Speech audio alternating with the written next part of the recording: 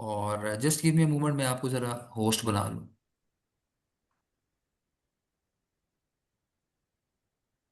दानिश आप होस्ट हैं, ठीक है। अब अगर आपने क्लास एंड की तो वो सारों के लिए ख़त्म ठीक हो जाए। ठीक।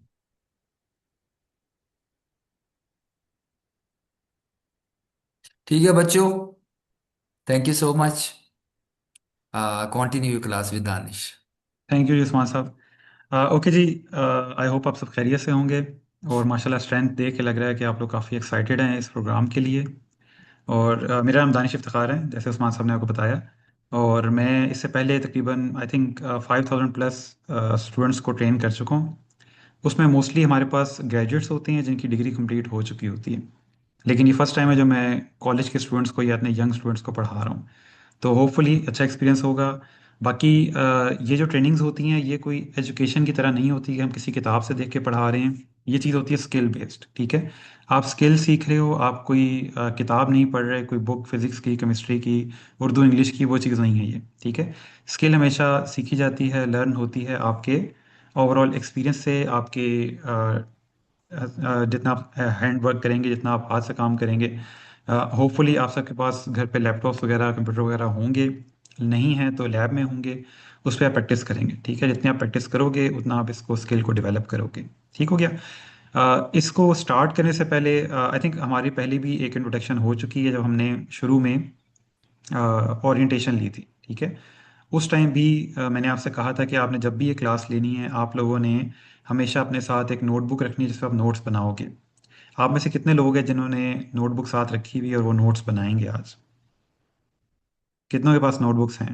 अच्छा, तो लड़कियों के पास हैं। ये जो नूरपुर थल वाले हैं बॉयज, ओ ज़बरदस्त यार, ज़बरदस्त। और नौशहरा वाले लड़कों के पास नोटबुक नहीं है या आवाज़ नहीं जा रही उनको?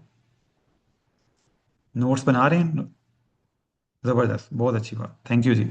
अच्छा, ठीक हो गया। बाकी लोग जो ज्वाइन कर रहे हैं वो काइंडली अपने कैमराज ऑन कर लें ताकि हम साथ साथ देखते रहें कि क्या चल रहा है। अच्छा, सो स्टार्ट करते हैं। ओवरऑल जो हमारा आज का लेक्चर होगा वो डिज़ाइन से रेलिवेंट है, ग्राफिक डिज़ाइन से रेलिवेंट है। और उसमें एआई को कैसे इंटीग्रेट किया जाता है, ठीक है। जो लेटेस्ट एआई के मॉडल्स हैं या एआई की चीज़ें हैं वो हम कैसे डिज़ाइन में ऐड कर सकते हैं, हमारा जो डिज़ाइन का पार्ट है वो उससे रेलिवेंट है, ठीक है। हम आज जो है वो बेसिक से स्टार्ट करेंगे। आई एम श्योर आप में से कुछ लोग डिज़ाइन की सर्विसेज दे रहे होंगे ऑनलाइन, या आपने सोचा होगा इस बारे में, कभी स्टार्ट किया होगा। कितने लोगों ने फाइवर के ऊपर प्रोफाइल बनाई है डिज़ाइन से रेलिवेंट, कि कोई डिज़ाइन की सर्विसेज दे रहे हो? अच्छा, लेडीज साइड पे हैं, ठीक है। नौशहरा में भी हैं। नूरपुर थर वाली साइड पे फाइवर की प्रोफाइल्स कितने लोगों की हैं? फाइवर की प्रोफाइल्स, ठीक है, एक दो तीन चार, ठीक है, ज़बरदस्त। अच्छा, मैं ना इसी ट्रेनिंग के एंड पे अपना एक वो आपको कम्युनिकेशन के लिए भी अपनी आईडी बता दूंगा। आप वहाँ पे मतलब कोई इशू होता है, कोई चीज़ पूछनी हो आपने, आप वहाँ से भी पूछ सकते हो। उसके अलावा आप क्वेश्चंस लिख सकते हो। आप इस पूरी ट्रेनिंग के दौरान, इस लेक्चर के दौरान आपको कोई क्वेश्चन आता है, कोई सवाल आता है, आप अपने जो भी वहाँ पे मौजूद हैं उनको कहें कि मुझे ये सवाल पूछना है, आप सवाल कर सकते हैं। और इसके पूरे सेशन के एंड में भी आप क्वेश्चन कर सकते हैं, ठीक है। आप जितने क्वेश्चंस करोगे मुझे इतना आइडिया होगा कि आपको चीज़ कितनी समझ आ रही है, ठीक है। सो स्टार्ट करते हैं। Let me share my screen.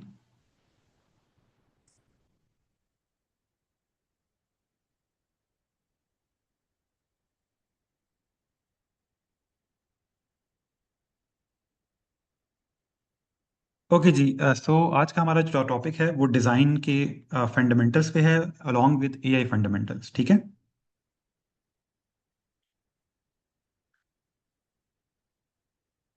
तो फंडामेंटल से मुराद है कि डिज़ाइन के बेसिक्स, कि ओवरऑल डिज़ाइन क्या होता है, ठीक है, ग्राफिक डिज़ाइन क्या होता है, और उसमें हम एआई को किस तरह से यूज़ कर सकते हैं, ठीक है।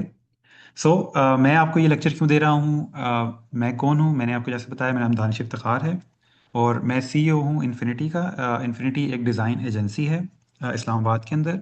हम लोग इंटरनेशनल क्लाइंट्स को हैंडल करते हैं, उनकी डिज़ाइन नीड्स को पूरा करते हैं, जिसके अंदर logo design, branding, pitch tax, website design, mobile application design, design से रिलेवेंट जितनी भी चीज़ें होती हैं वो हम सारी डिज़ाइन करते हैं, ठीक है।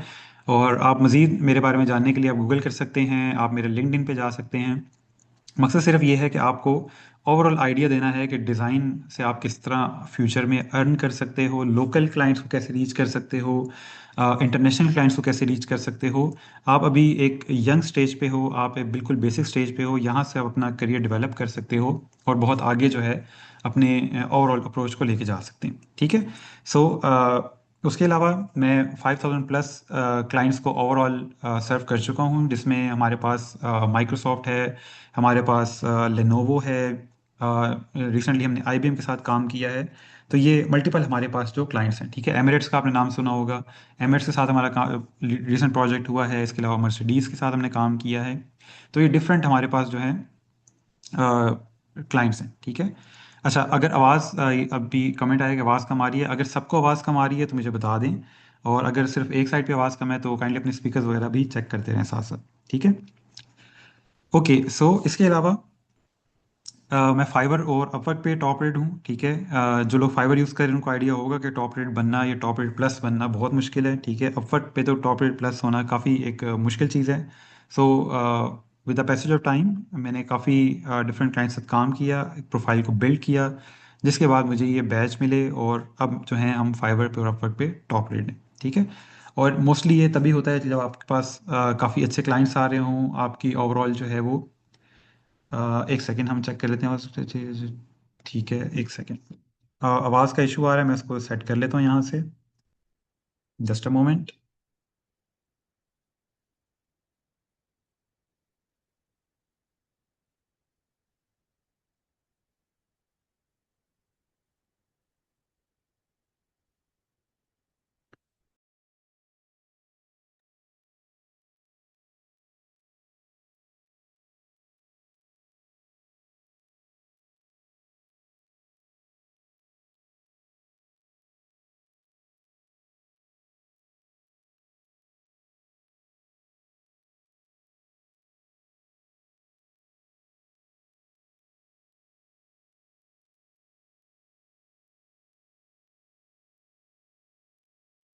Okay ji.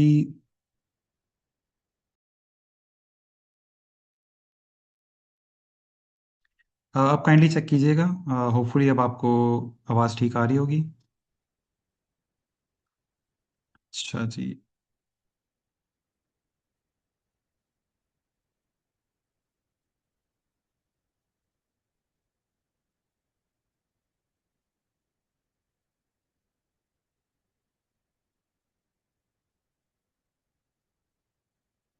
Okay, so let's get back to the lecture. अगर अभी भी आवाज़ का इशू है तो काइंडली बताइएगा, हम इसका कोई ऑल्टरनेट देख लेंगे। सो आप लोगों ने अगर मुझे रीच आउट करना हो तो ये मेरा इंस्टाग्राम है। ठीक है। आप लिंक्डइन पे भी मुझे रीच कर सकते हैं, दानिश इफ्तिखार सर्च करेंगे लिंक्डइन पे। होपफुली आप सबके लिंक्डइन प्रोफाइल्स बनी होंगी, आप लिंक्डइन पे रीच आउट कर सकते हैं। और इसके अलावा आप जो है वो इंस्टाग्राम पे रीच कर सकते हैं। लिंक्डइन पे सिर्फ इशू ये होता है कि मोस्टली स्टूडेंट्स का लिंक्डइन नहीं होता, वो लिंक्डइन पे प्रोफाइल नहीं बनाते। तो काइंडली अपनी लिंक्डइन प्रोफाइल भी बनाएं अगर आप लोगों ने क्लाइंट्स को रीच करना है। और इसके अलावा जो है वो आप मुझे इंस्टाग्राम वगैरह पे भी रीच कर सकते हैं। ठीक है। ये दो हैं। फेसबुक वगैरह पे प्रोफाइल है मेरी, बट वहाँ पे मैं मोस्टली अवेलेबल नहीं होता, फेसबुक में इतना यूज़ नहीं करता। ठीक है। अच्छा, साथ साथ मैं आप लोगों को भी देख रहा हूँ कि कोई क्वेश्चन वगैरह आ रहे हैं। ठीक है, आवाज़ क्लियर है, ठीक हो गया। ओके।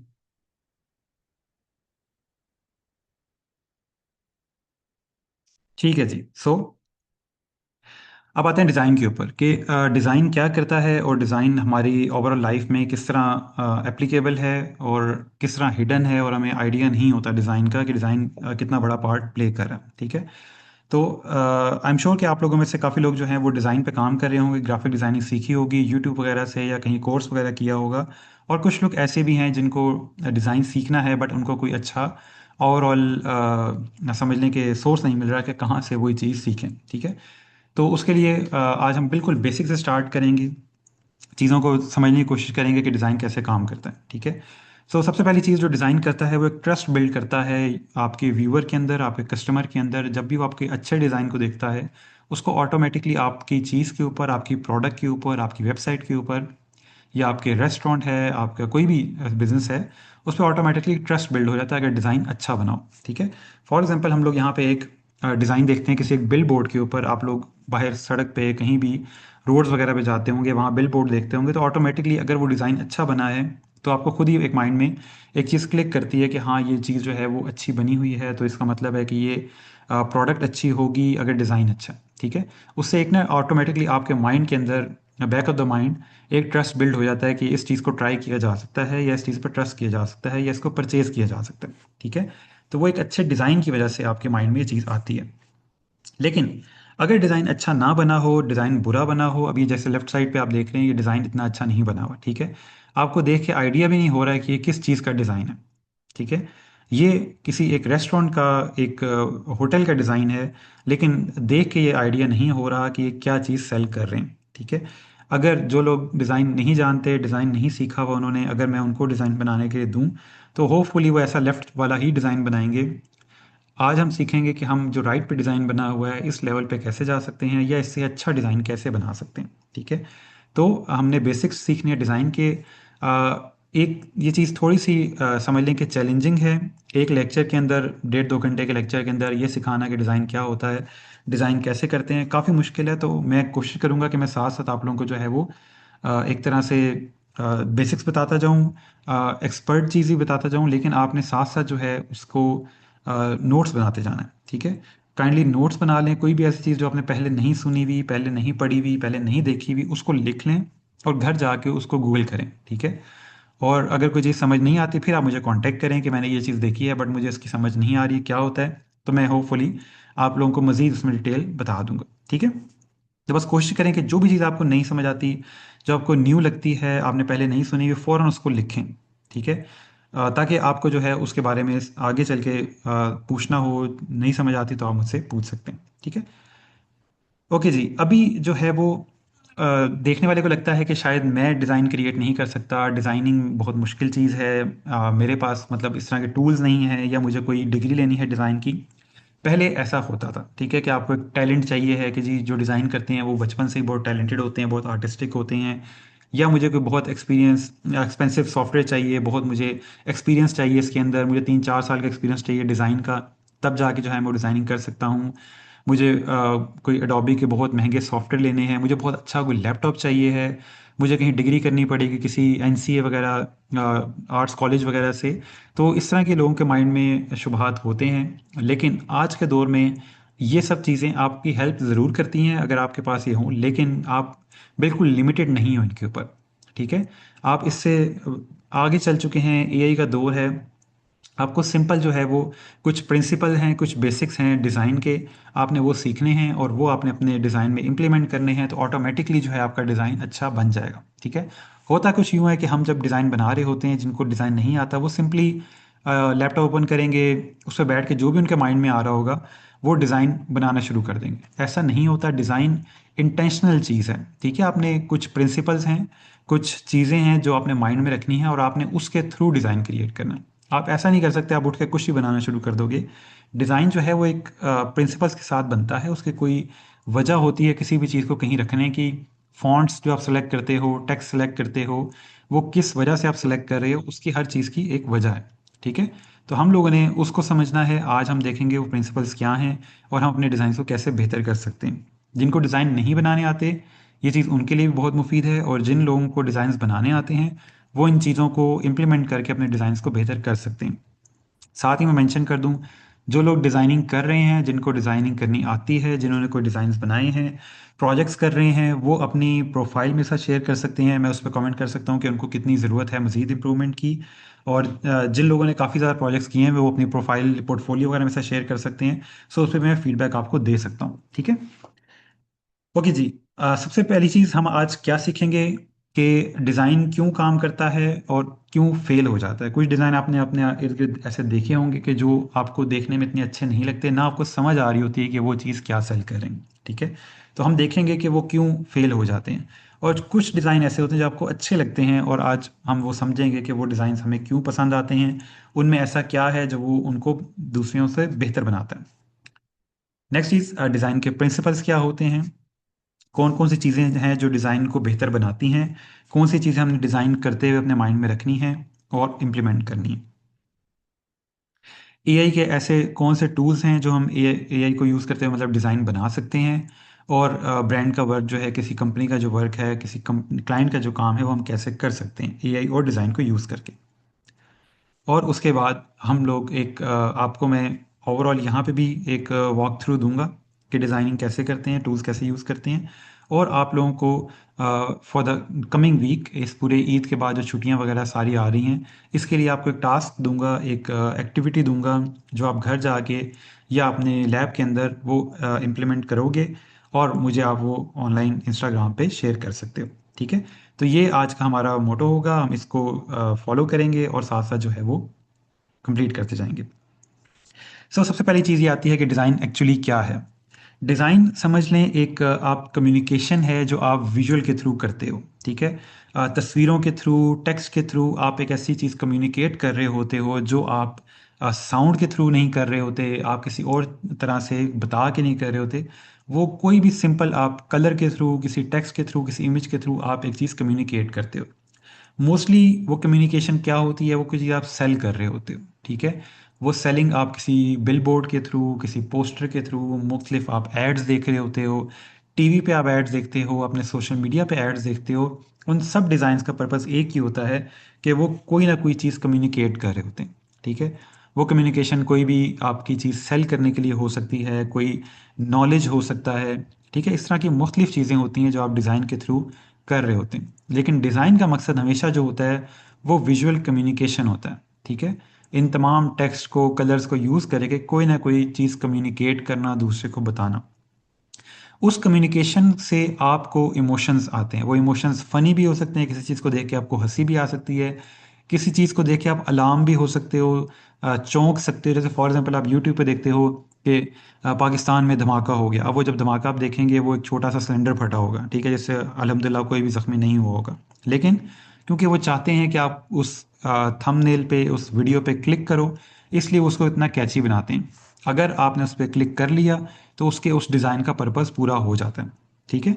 तो जब भी आप कोई डिज़ाइन देखते हो, हमेशा देखो इस डिज़ाइन का पर्पस क्या है, या आप जब डिज़ाइन बना रहे होते हो तब भी देखो कि उस डिज़ाइन का मकसद क्या है, क्यों आप वो डिज़ाइन बना रहे हो। क्या उस डिज़ाइन को बनाना सिर्फ खूबसूरती है कि वो अच्छा लगे, या उस डिज़ाइन से आपने कोई चीज़ सेल करनी है। तो हमेशा आपका पर्पस क्लियर होना चाहिए कि आप वो डिज़ाइन क्यों क्रिएट कर रहे हो। फॉर एग्जाम्पल, आप किसी दोस्त का शादी का कार्ड बना रहे हो। उस शादी के कार्ड का मकसद, उसकी खूबसूरती सेकेंडरी है। पहला मकसद ये है कि वो शादी किन दो लोगों के दरमियान हो रही है, किस इवेंट पे हो रही है, कब टाइम क्या है उस शादी का, डेट क्या है। ठीक है। ये सारी जो चीज़ें हैं, वो चीज़ें ज़्यादा क्लियर होनी चाहिए एज़ कम्पेयर टू आपका जो खूबसूरती है डिज़ाइन की, कार्ड की खूबसूरती है वो इतना मैटर नहीं करती। अगर आपको चीज़ समझ ही नहीं आ रही कि ये किस लोकेशन के ऊपर शादी हो रही है, तो उस कार्ड का कोई फ़ायदा नहीं है। ठीक है। तो हमेशा जब भी आपने डिज़ाइन क्रिएट करना है, आपने देखना है कि इसकी ऑडियंस कौन है, ये डिज़ाइन मैं किसके लिए बना रहा हूँ, और ये ओवरऑल क्या मैसेज कन्वे करना चाह रहा है। ठीक है। इस डिज़ाइन का पर्पस क्या है। सो मोस्टली लोग जो है वो यही समझते हैं कि जो डिज़ाइन है वो सिर्फ जो है चीज़ों को प्यारा बनाना है, अगर डिज़ाइन प्यारा नहीं है तो वो किसी काम का नहीं है। तो ऐसा नहीं होता। डिज़ाइन कभी कभी इतना प्यारा नहीं भी होता, लेकिन वो अपना मकसद पूरा कर रहा होता है। ठीक है। आप लोगों में से बहुत लोग इस डिफरेंट कंट्रीज सुनिए, मतलब सिटीज़ में गए होंगे, वहाँ पे आप लोगों ने देखा होगा कि बट कढ़ाई है, उन्होंने बड़ा सारा बस बट लिखा हुआ है, और उसके बीच आपको देख के फ़ौरन आइडिया हो जाता है कि अच्छा ये बट कढ़ाई है। ठीक है। अब अगर हम देखें तो वो बड़ा सारा बट लिखा हुआ है, वो माइट भी देखने में इतना अच्छा ना लग रहा हो, लेकिन वो मकसद पूरा कर रहा है। उसका मकसद क्या है, बताना कि ये जी बट कढ़ाई है, और आप यहाँ पे आके कढ़ाई वगैरह खा सकते हैं। ठीक है। तो वो मकसद पूरा कर रहा है, बट देखने में शायद आपको इतना अच्छा ना लगे। इसके अलावा बहुत सारे ऐसे रेस्टोरेंट्स होते हैं जिनका डिज़ाइन तो बहुत खूबसूरत होता है, लेकिन उनका नाम आपको अगले दिन भूल जाता है कि हम कहाँ गए थे। ठीक है। तो इसीलिए मकसद ये है कि आपका जो डिज़ाइन है उसका पर्पज़ क्या है, और उसका वो पर्पज़ पूरा हो रहा है या नहीं। फिर नेक्स्ट चीज़ आती है कि वो प्यारा लग रहा है या नहीं। ठीक है। अच्छा, यहाँ पे क्वेश्चन आता है कि डिज़ाइन और आर्ट में क्या फ़र्क है। तो मैं चाहता हूँ कि आप लोगों में से अगर कोई मुझे बता सके कि डिज़ाइन और आर्ट में कोई फ़र्क है या दोनों चीज़ें सेम ही हैं। अगर कोई माइक पे आके मुझे बताए कि हाँ जी, हमें लगता है कि डिज़ाइन में जो है ये होता है या आर्ट में ये होता है। कभी सोचा आपने डिज़ाइन और आर्ट में क्या फ़र्क है, या दोनों चीज़ें सेम ही हैं? कोई बताएगा इधर नौशहरा वाले लड़कों में से या खुशाब में से, कोई बताना चाहे कि अगर लगता है कि डिज़ाइन या आर्ट में कोई फ़र्क है।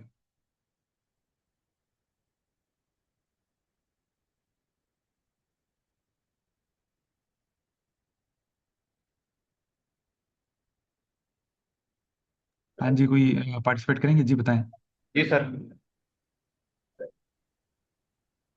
सर डिजाइन और आर्ट में जो मेन फर्क है, आर्ट में ये होता है हम कोई भी चीज लिखी हुई है उसे हम नए सिरे से बनाते हैं। हमारा जो मेन हम्म ओवरव्यू होता है वो आर्ट पे डिपेंड करता है, ठीक है। हम्म हम हम्म, तो हमें चीज चाहिए जिस तरह की चाहिए वो हम आर्ट के अंदर आ जाती है।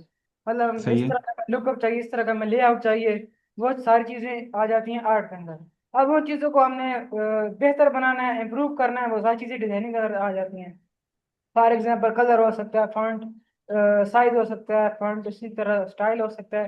ये सारी चीजें हम्म, डिजाइनिंग बेसिकली जो हमारा मेन ओवरव्यू है, मतलब एक जो शुरू में हम जहन बना लेते हैं हमें इस तरह की तस्वीर चाहिए, वो जो आर्ट होता है हम्म, उसे आप कह सकते हैं कि वो आर्ट ही है, क्योंकि हमने उसे बनाया नहीं है लेकिन हमारे जहन में वो आइडिया वो जरूर है, वो ही आर्ट होता है। ठीक है। और कोई इसमें कुछ ऐड करना चाहे?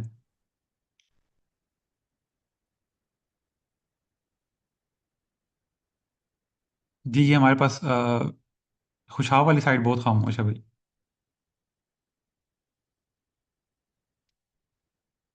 अच्छा, चले मैं इसमें आपको थोड़ा सा ऐड कर देता हूँ जी। ये एक्सक्यूज मी सर। जी जी जी जी। सर बेसिकली डिजाइन हमारे पास कम्युनिकेशंस एंड फंक्शंस को परफॉर्म करता है। And hmm. आर्ट जो होता है ना वो हमारे पर्सनल एक्सप्रेशंस होते हैं और इमोशंस जो हम आर्ट जो है बेसिकली हम जो खुद डिजाइन करते हैं कुछ। अच्छा, ये अब गूगल से आपने देख लिया, लेकिन चलें ठीक है, मान लेते हैं। अच्छा जी, चले मैं आपको बताता हूँ। जो पहले हमारे नौशहरा वाले बॉय ने बताया है वो किसी हद तक ठीक है, लेकिन उसकी जो पूरी डेफिनेशन है ना, वो डिज़ाइन की डेफिनेशन आपने बताई है, ठीक है। आर्ट और डिज़ाइन में काफ़ी फ़र्क है। मैं अब आपको समझाता हूँ कि फ़र्क क्या है।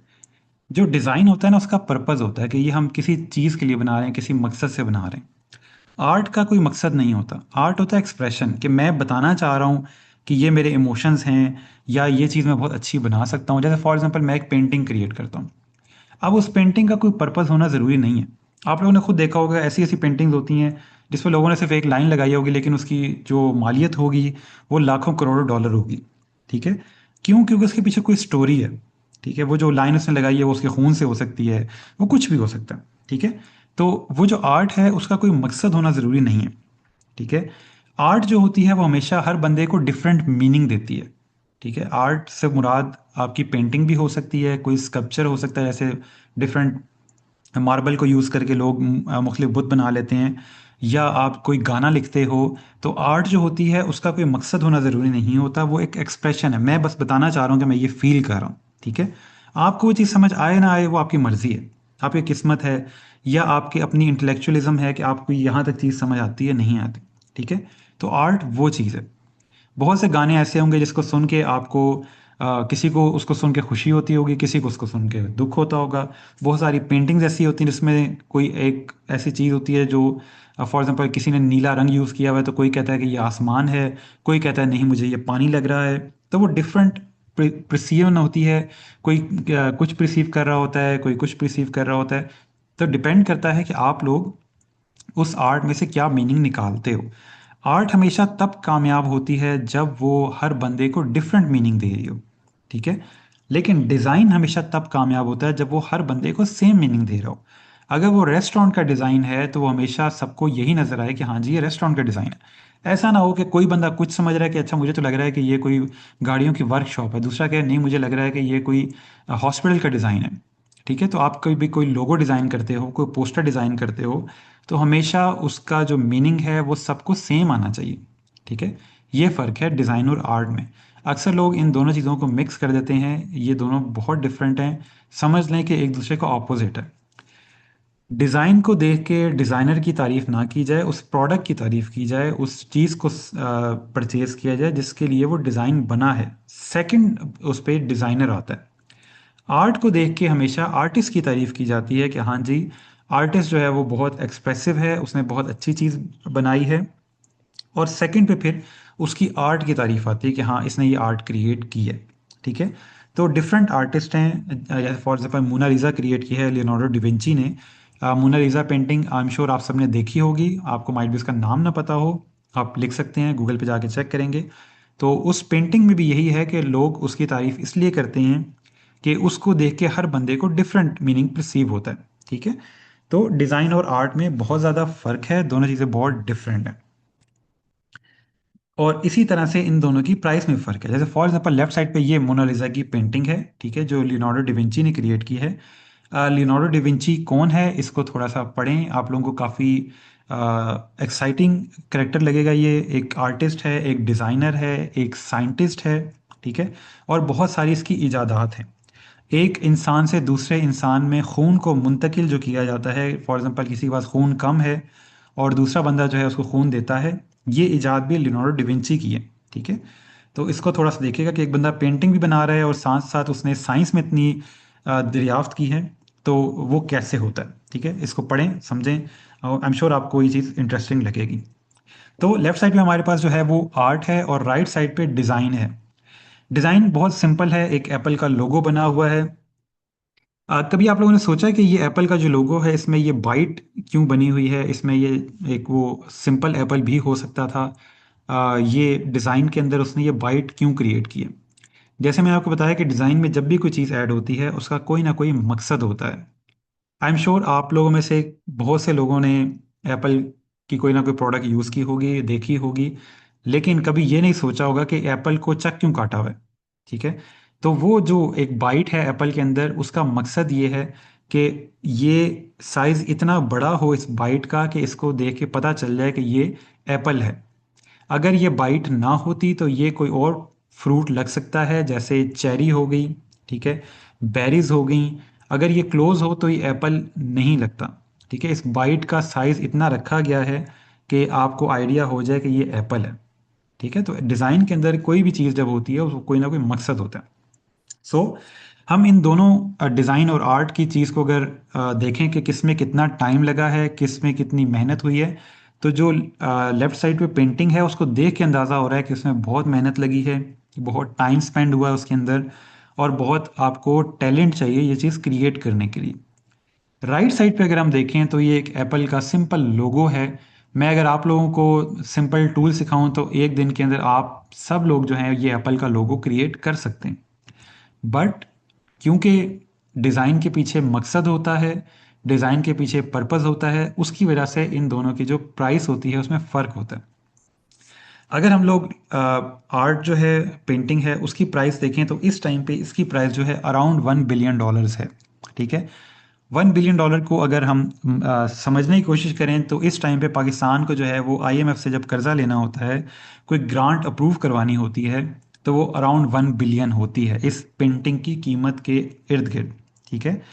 तो ये पेंटिंग जो है इतनी महंगी है कि एक मुल्क को जो है वो इतना लोन लेना पड़ रहा है। उसी के बरक्स अगर हम सिंपल ये एप्पल का लोगो देखें, सिंपल ये डिज़ाइन देखें, तो ये $300 बिलियन की लागत का है। इसको बनाने के लिए सिर्फ $15 लगे थे, लेकिन आज की जो इसकी कीमत है वो $300 बिलियन पर एस्टिमेटेड है। अब ये कैसे हो सकता है? ये तो सिंपल एक लोगो है, इसकी $300 बिलियन कैसे वर्थ होगी? तो बात ये होती है कि वो डिज़ाइन आपका कहाँ यूज़ हो रहा है, किस चीज़ पे लग रहा है, किस चीज़ की प्राइस उससे ज़्यादा हो रही है। फॉर एग्जांपल एक सिंपल मोबाइल है और उस पर कोई लोगो नहीं लगा हुआ, तो वो शायद 30,000 40,000 के इर्द गिर्द होगा, ठीक है, अगर उसमें अच्छी क्वालिटी से।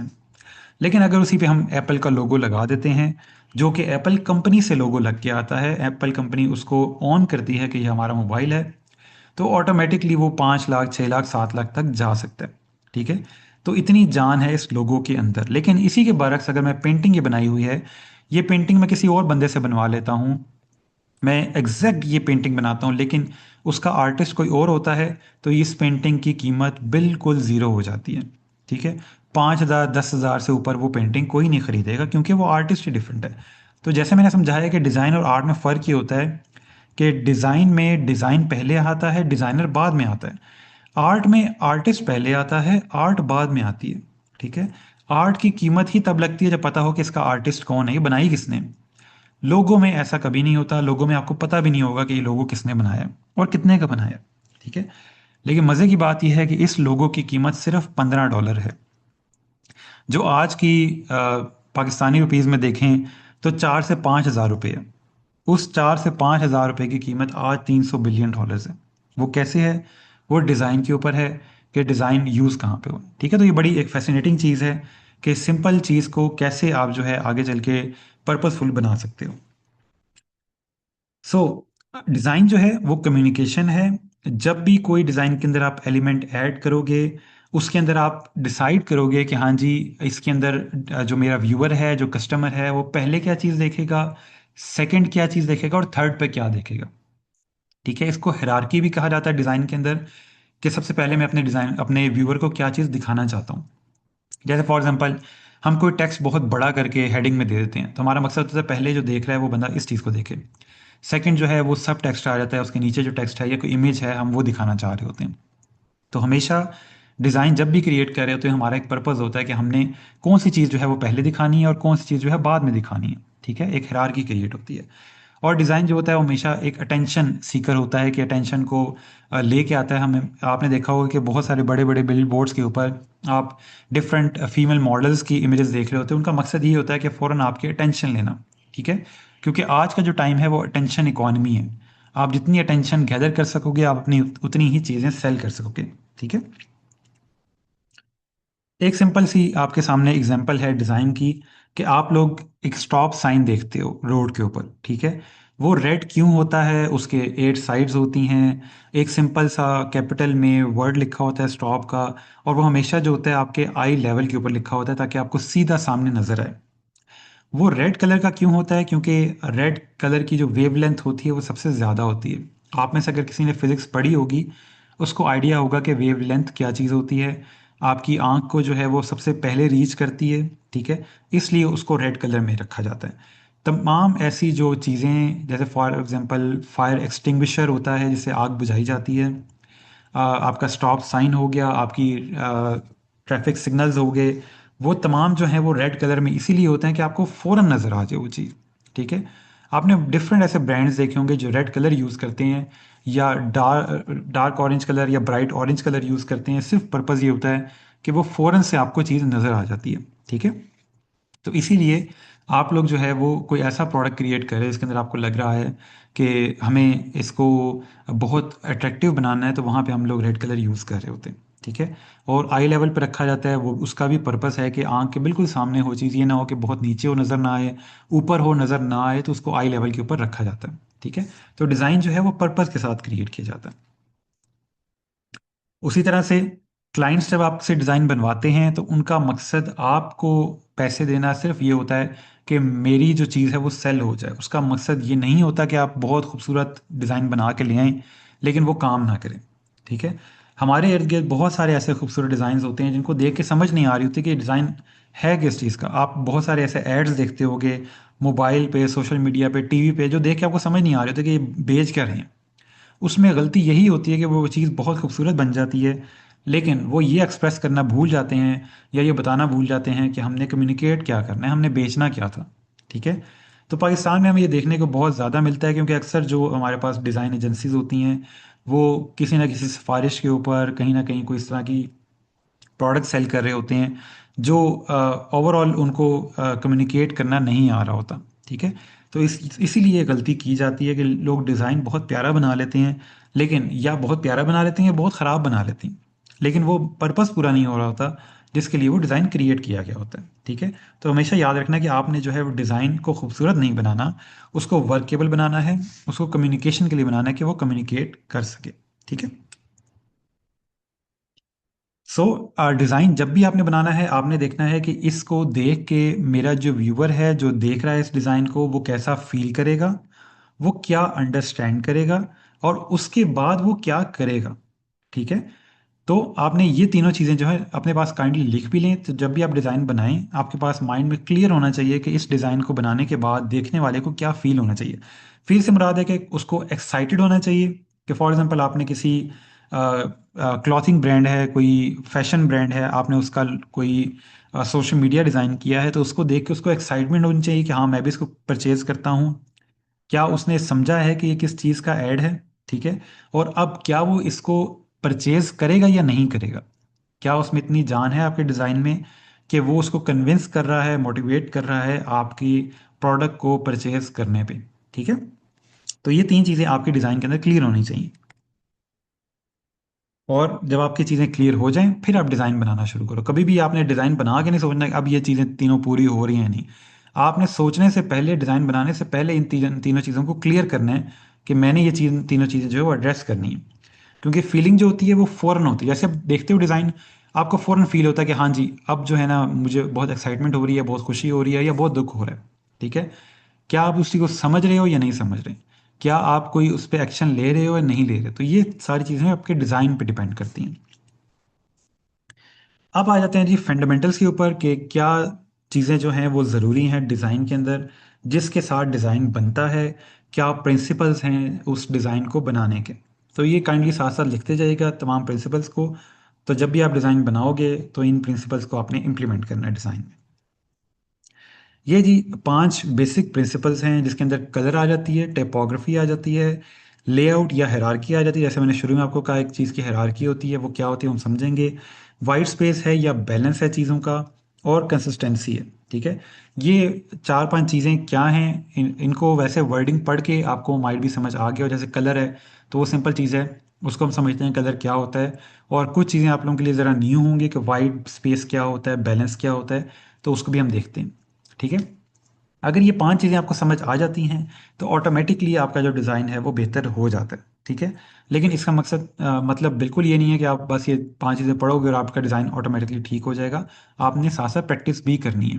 ठीक है, और डिज़ाइन को बेहतर बनाने का सबसे अच्छा तरीका ये होता है कि आप मज़ीद डिज़ाइन कंज्यूम करो। डिज़ाइन कंज्यूम करने का क्या मतलब है कि आप अच्छे डिज़ाइंस को देखो।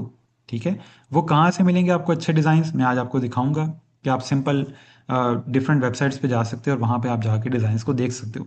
जितने अच्छे आप डिज़ाइंस को देखोगे, जितने अच्छे डिज़ाइंस आप कंज्यूम करोगे, आप उतना अच्छा जो है वो डिज़ाइन बना सकते हो। इसकी मिसाल बिल्कुल ऐसी है कि मैं आपसे कह दूं कि आज आप घर जाएं और एक गाना लिख के लाएं। ठीक है, या एक नात लिख के लाएं। वो आप नहीं लिख सकते अनलेस आपने बहुत सारी नातें या बहुत सारे गाने जो हैं वो सुने ना हो।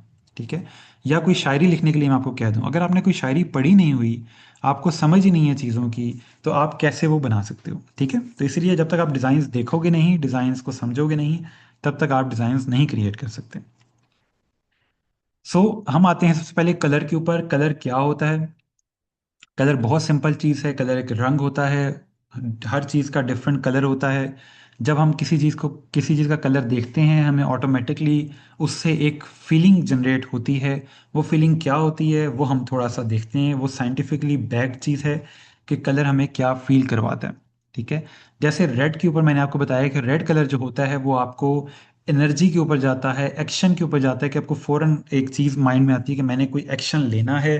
मैंने कोई चीज़ देखी है तो फौरन से मुझे समझ आई कि अच्छा इसका ये चीज़ मुझसे कुछ मांग रही है। ठीक है, तो हम लोगों ने जब भी कोई कलर यूज़ करना है, कलर देखना है, तो हमेशा अपने डिज़ाइन के अंदर कलर यूज़ करने से पहले सोचना है कि इसका मकसद क्या है। ठीक है, ये जो कलर व्हील आप अपने सामने देख रहे हो उसको कलर थ्योरी कहा जाता है।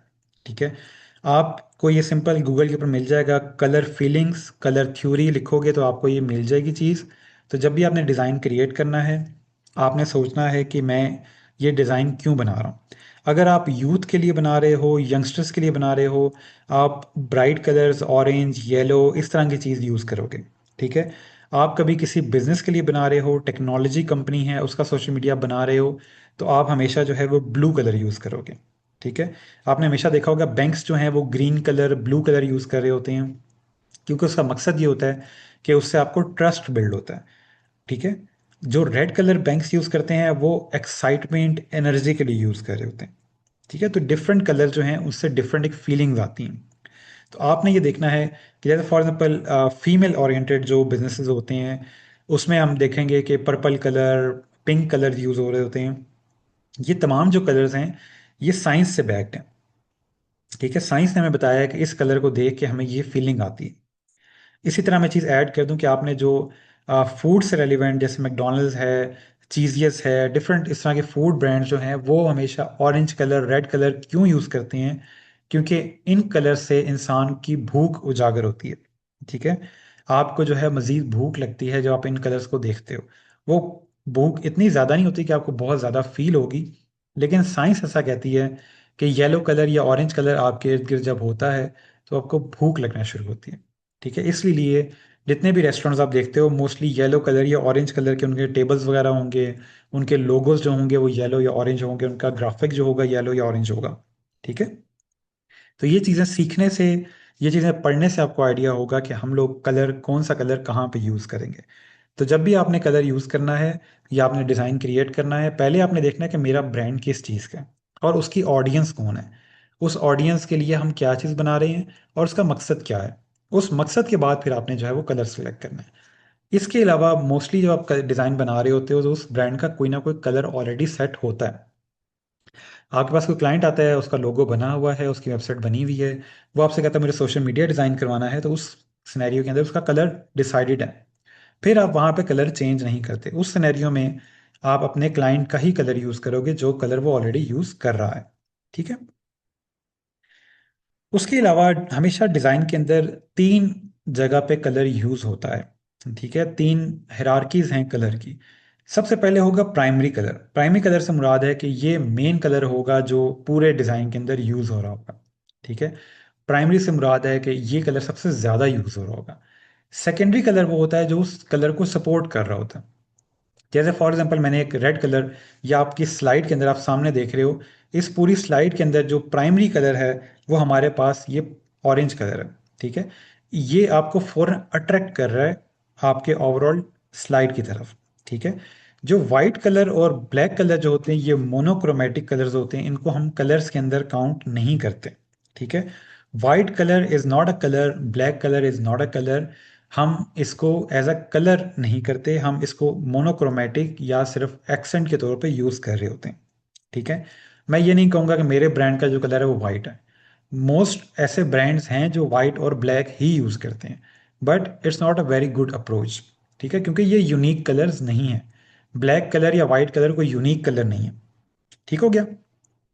जो सेकेंडरी कलर होता है वो उसको कॉम्प्लीमेंट कर रहा होता है। ठीक है। आपका जो मेन कलर है उसके साथ आप ब्लैक और वाइट को यूज़ कर सकते हो, प्राइमरी कलर के साथ आप वाइट या ब्लैक यूज़ कर सकते हो, बट ब्लैक या वाइट को आप प्राइमरी कलर नहीं बना सकते। सो हमारे पास एक कलर आ गया प्राइमरी, एक हो गया सेकेंडरी, और थर्ड हमारे पास आता है एक्सेंट कलर।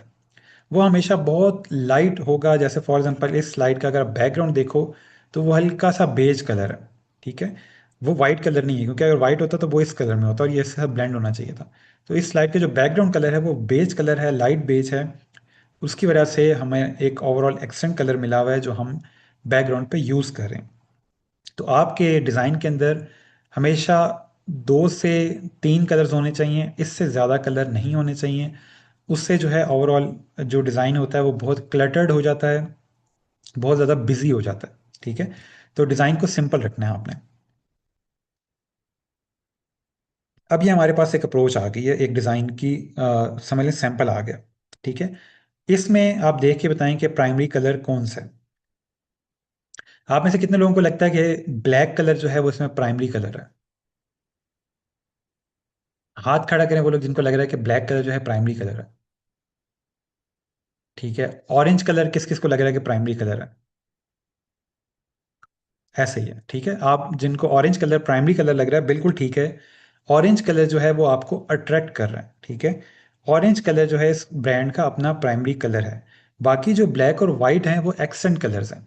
ठीक है। सो इस ओवरऑल डिज़ाइन के अंदर उसने ऑरेंज कलर यूज़ किया हुआ है क्योंकि ऑरेंज कलर उनके ब्रांड का कलर है। ठीक हो गया। और इसी तरह से हमने जो है वो 2 से 3 कलर यूज़ करने हैं, इससे ज़्यादा कलर नहीं यूज़ करने। सो इस डिज़ाइन के अंदर ऑरेंज कलर जो है वो प्राइमरी कलर है, ब्लैक और वाइट जो है वो सेकेंडरी कलर्स हैं।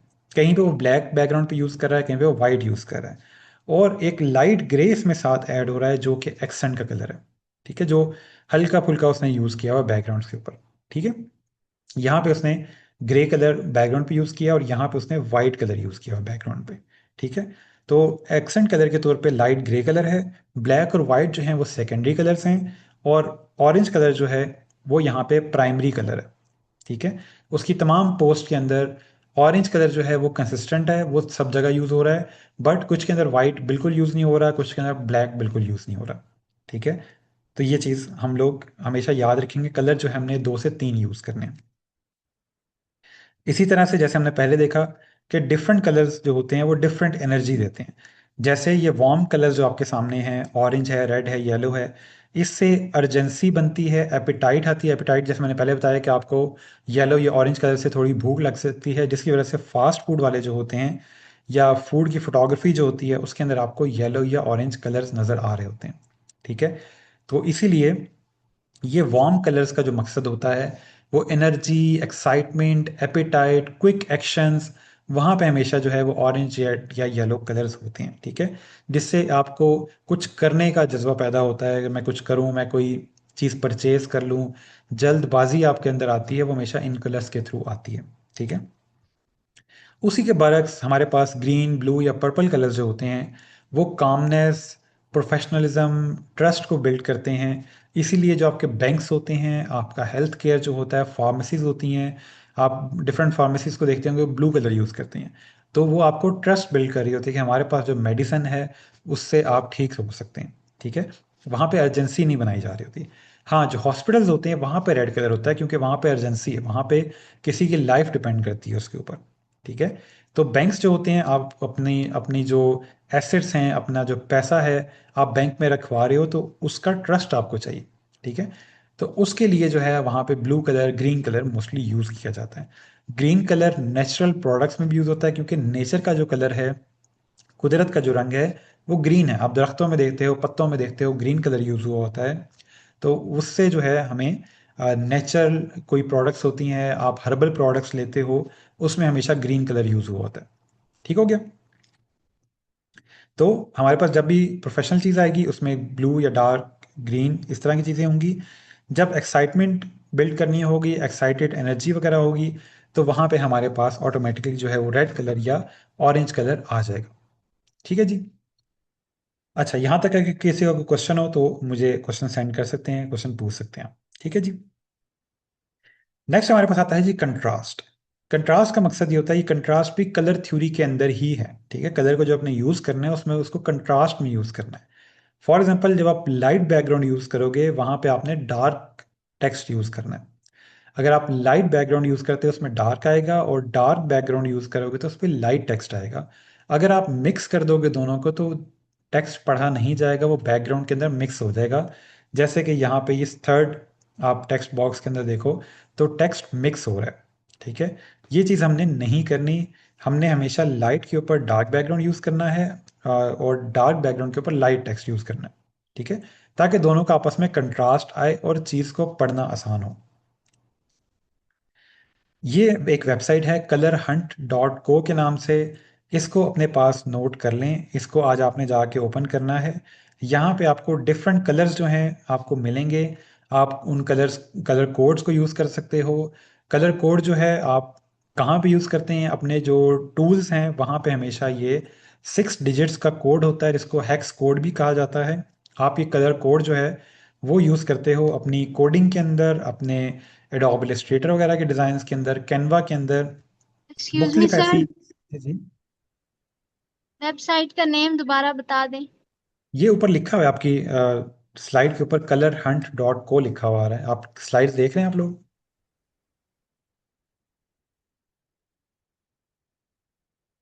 ठीक है, ये सामने colorhunt.co लिखा हुआ है। ठीक है, ये आपकी जो है वो वेबसाइट है जहाँ से जाके आप लोग कलर सेलेक्ट कर सकते हैं। ठीक है, इस वेबसाइट को देखें, एक्सप्लोर करें, बहुत सिंपल वेबसाइट है। मैं लेक्चर के एंड में अगर हमारे पास टाइम हुआ मैं आपको ये ओपन करके भी दिखा दूंगा। ठीक है, अभी हमारे पास क्योंकि हमने लेक्चर थोड़ा लेट स्टार्ट किया है तो इसलिए हमारे पास टाइम थोड़ा सा कम है। ठीक है जी। नेक्स्ट हमारे पास जो प्रिंसिपल आता है वो टाइपोग्राफी का आता है। ठीक है, कि टाइपोग्राफी से क्या मुराद है, ऐसा फॉन्ट, ऐसा टेक्स्ट जो पढ़ा जा सके, उसको हमने कौन सा फॉन्ट सेलेक्ट करना है, कौन सा टेक्स्ट सेलेक्ट करना है, किस फॉन्ट से कौन सा मीनिंग परसीव होता है, वो चीज़ अभी हम देखेंगे। फॉन्ट की दो किस्म हैं, जो मेन दो डिफरेंट समझने की कैटेगरीज हैं फॉन्ट की, वो सेरिफ है और सैन सेरिफ है। ये चीज़ बहुत न्यू होगी आप लोगों के लिए, तो इसको थोड़ा सा याद रखिएगा। अब सेरिफ में और सैन सेरिफ में क्या फ़र्क है, आपने ये दोनों फॉन्ट्स अपनी लाइफ में देखे होंगे, लेकिन दोनों का फ़र्क आपको नहीं पता होगा और मकसद नहीं पता होगा कि कौन सा फॉन्ट कहाँ यूज़ होता है। जो लेफ्ट साइड पे आप देख रहे हो ये है सेरिफ फॉन्ट। सेरिफ फॉन्ट कौन सा होता है, जिसकी ऐसे नोक निकली होगी। ठीक है, टाइम्स न्यू रोमन, आप जो मोस्टली वर्ड की डॉक्यूमेंट बनाते हो उसके अंदर ये टाइम्स न्यू रोमन जो फॉन्ट होता है, ये आपकी जो किताबें होती हैं, बुक्स जो होती हैं या न्यूज़पेपर जो होते हैं, उनमें हमेशा सेरिफ फॉन्ट यूज होता है। सेरिफ खुद कोई फॉन्ट नहीं है, सेरिफ एक फॉन्ट की कैटेगरी है, ठीक है। जैसे मेल या फीमेल है, मेल कोई एक अकेला इंसान नहीं है, मिलजुल के तमाम जो है वो मेल बनते हैं। उसी तरह सैन सेरिफ जो है वो कोई फॉन्ट का नाम नहीं है, ये एक फॉन्ट की कैटेगरी है। फॉन्ट कौन से हैं जो सेरिफ हैं? वो टाइम्स न्यू रोमन, ये नीचे लिखा हुआ है, जॉर्जिया फॉन्ट जो है ये आपके पास जो है वो सेरिफ फॉन्ट है। ये फॉन्ट्स कहाँ से मिलेंगे ये मैं आपको आगे चल के बता दूंगा, बट आपने ये कैटेगरीज याद रखनी है कि ये दो कैटेगरीज हैं, ठीक है। और इन दोनों कैटेगरीज का मकसद क्या है? अब मकसद ये होता है कि जब भी ऐसा कोई आप टेक्स्ट लिख रहे हो या ऐसा कोई डिज़ाइन बना रहे हो जिसमें आप चाहते हो कि मेरा जो व्यूअर है, मेरा जो कस्टमर है, वो टेक्स्ट को आसानी से पढ़ सके, उस सिनेरियो में हम सेरिफ फॉन्ट यूज़ करेंगे।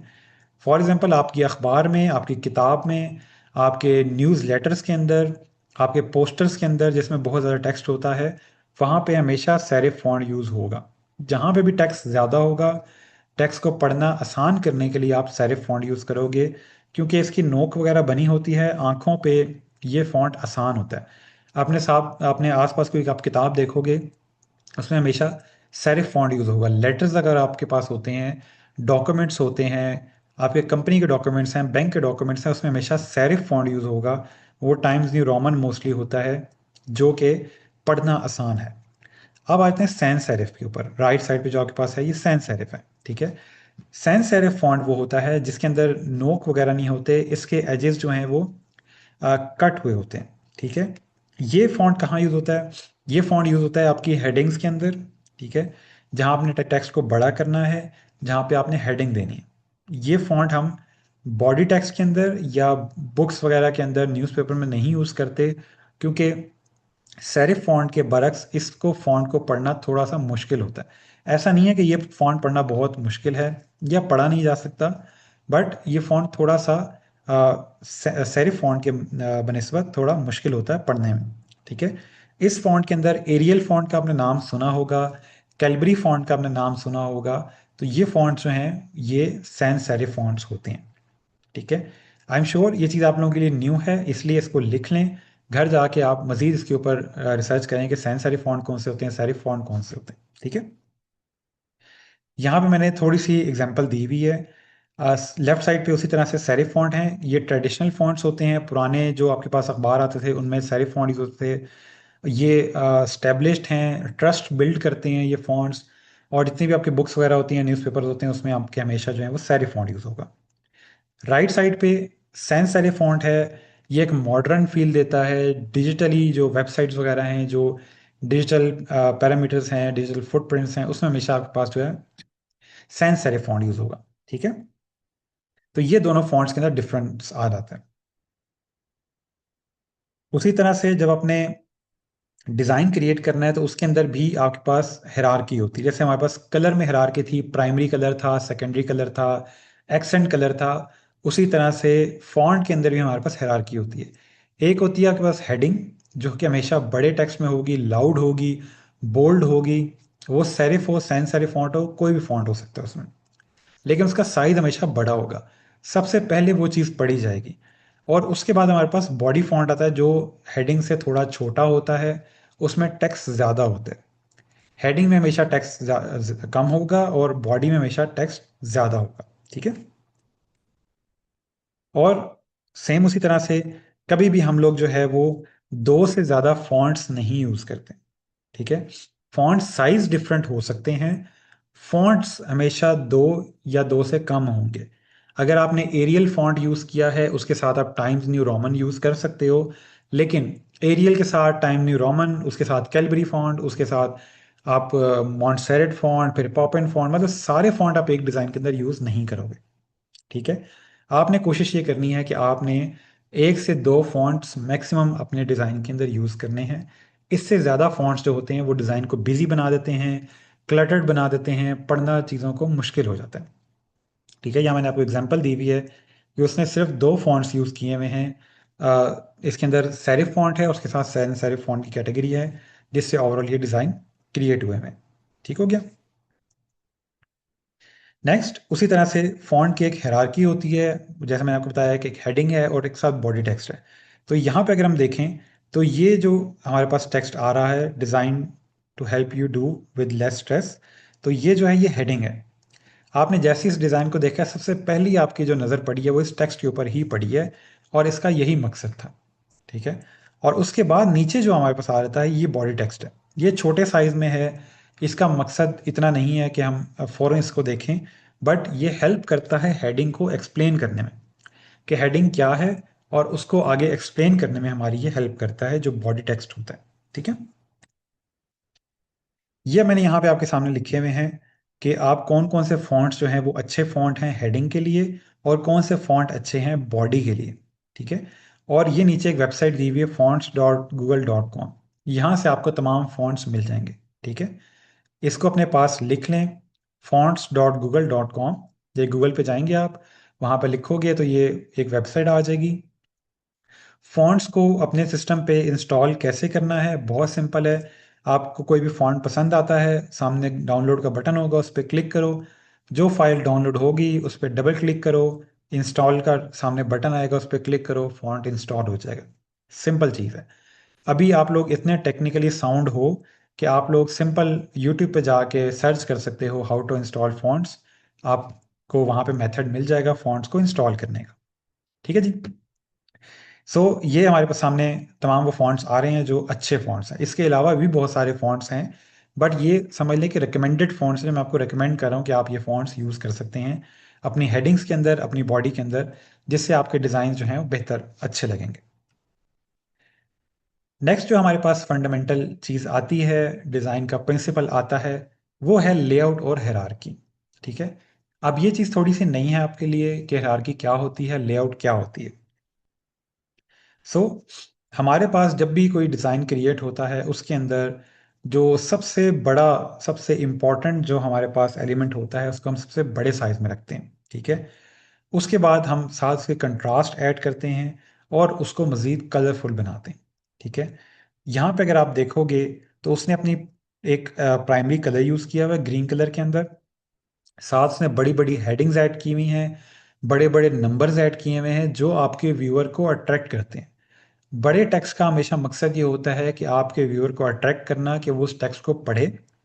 और बॉडी टेक्स्ट जो होता है उसके नीचे, उसका मकसद ये होता है कि वो उस आपकी हेडिंग को मज़ीद डिफाइन कर रहा होता है।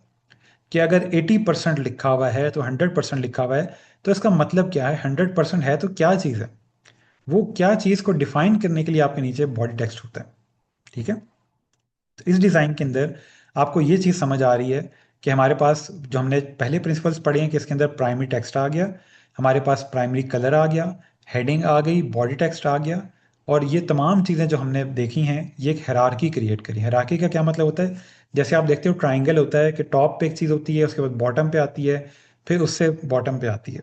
ठीक है, तो हायरार्की हमेशा ये होती है कि सबसे इंपॉर्टेंट चीज़ जो होगी वो सबसे बड़ी, सबसे ज़्यादा प्रोमिनेंट होगी, उससे कम क्या चीज़ प्रोमिनेंट होगी जो उससे कम इंपॉर्टेंट है हमारे लिए। ठीक है, सबसे इंपॉर्टेंट हमारे पास टेक्स्ट है, उससे कम इंपॉर्टेंट हमारे पास हमारी प्रोडक्ट का इमेज है, उससे कम इंपॉर्टेंट हमारे पास बॉडी टेक्स्ट है। ठीक है, तो उस तरह हमारी लेआउट क्रिएट होती है। फिर आता है हमारे पास वाइट स्पेस और बैलेंस।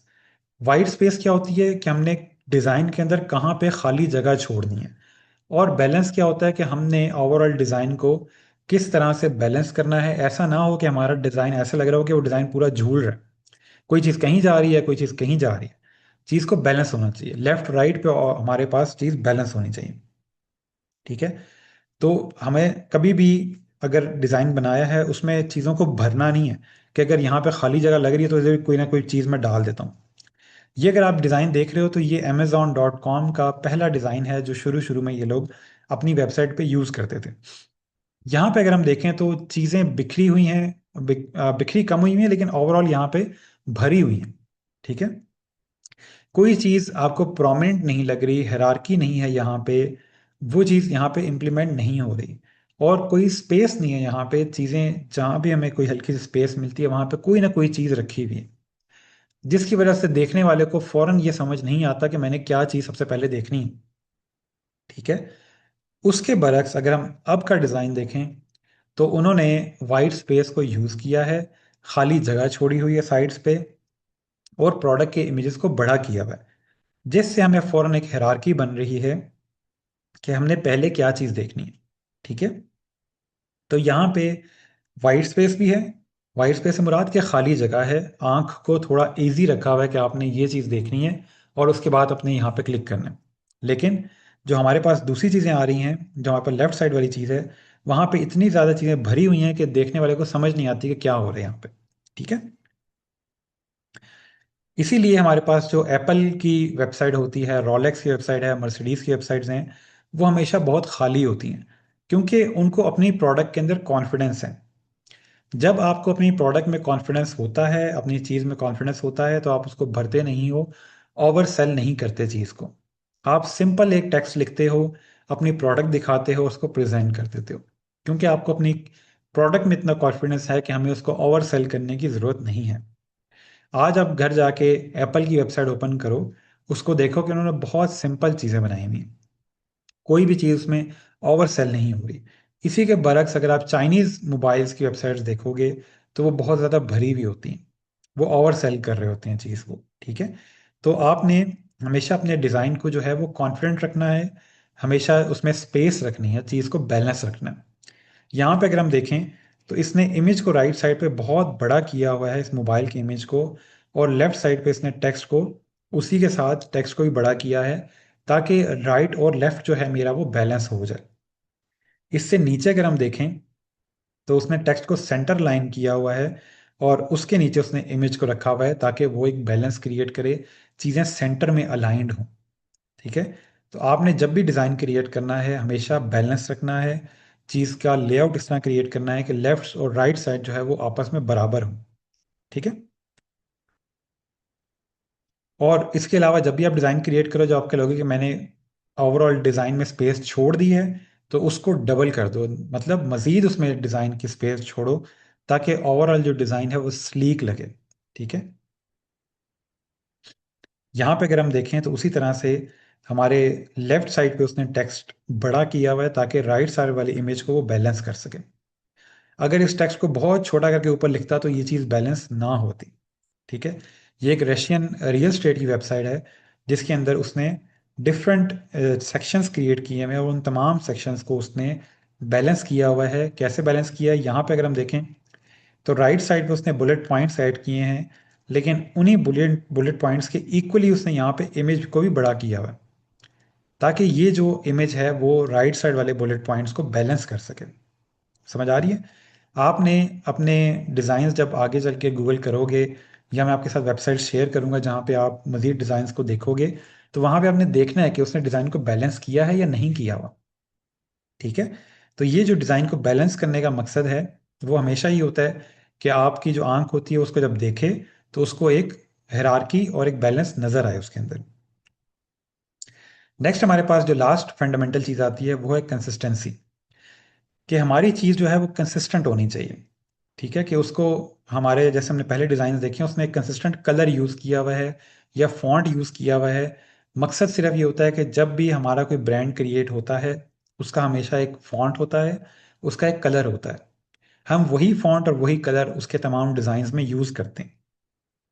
आप लोगों ने डिफरेंट बैंक्स देखे हुए हैं, डिफरेंट रेस्टोरेंट्स देखे हुए हैं, उनका वो एक ही कलर है जो वो हर जगह पे यूज़ करते हैं, और एक ही फॉन्ट है जो वो हर जगह पे यूज़ करते हैं।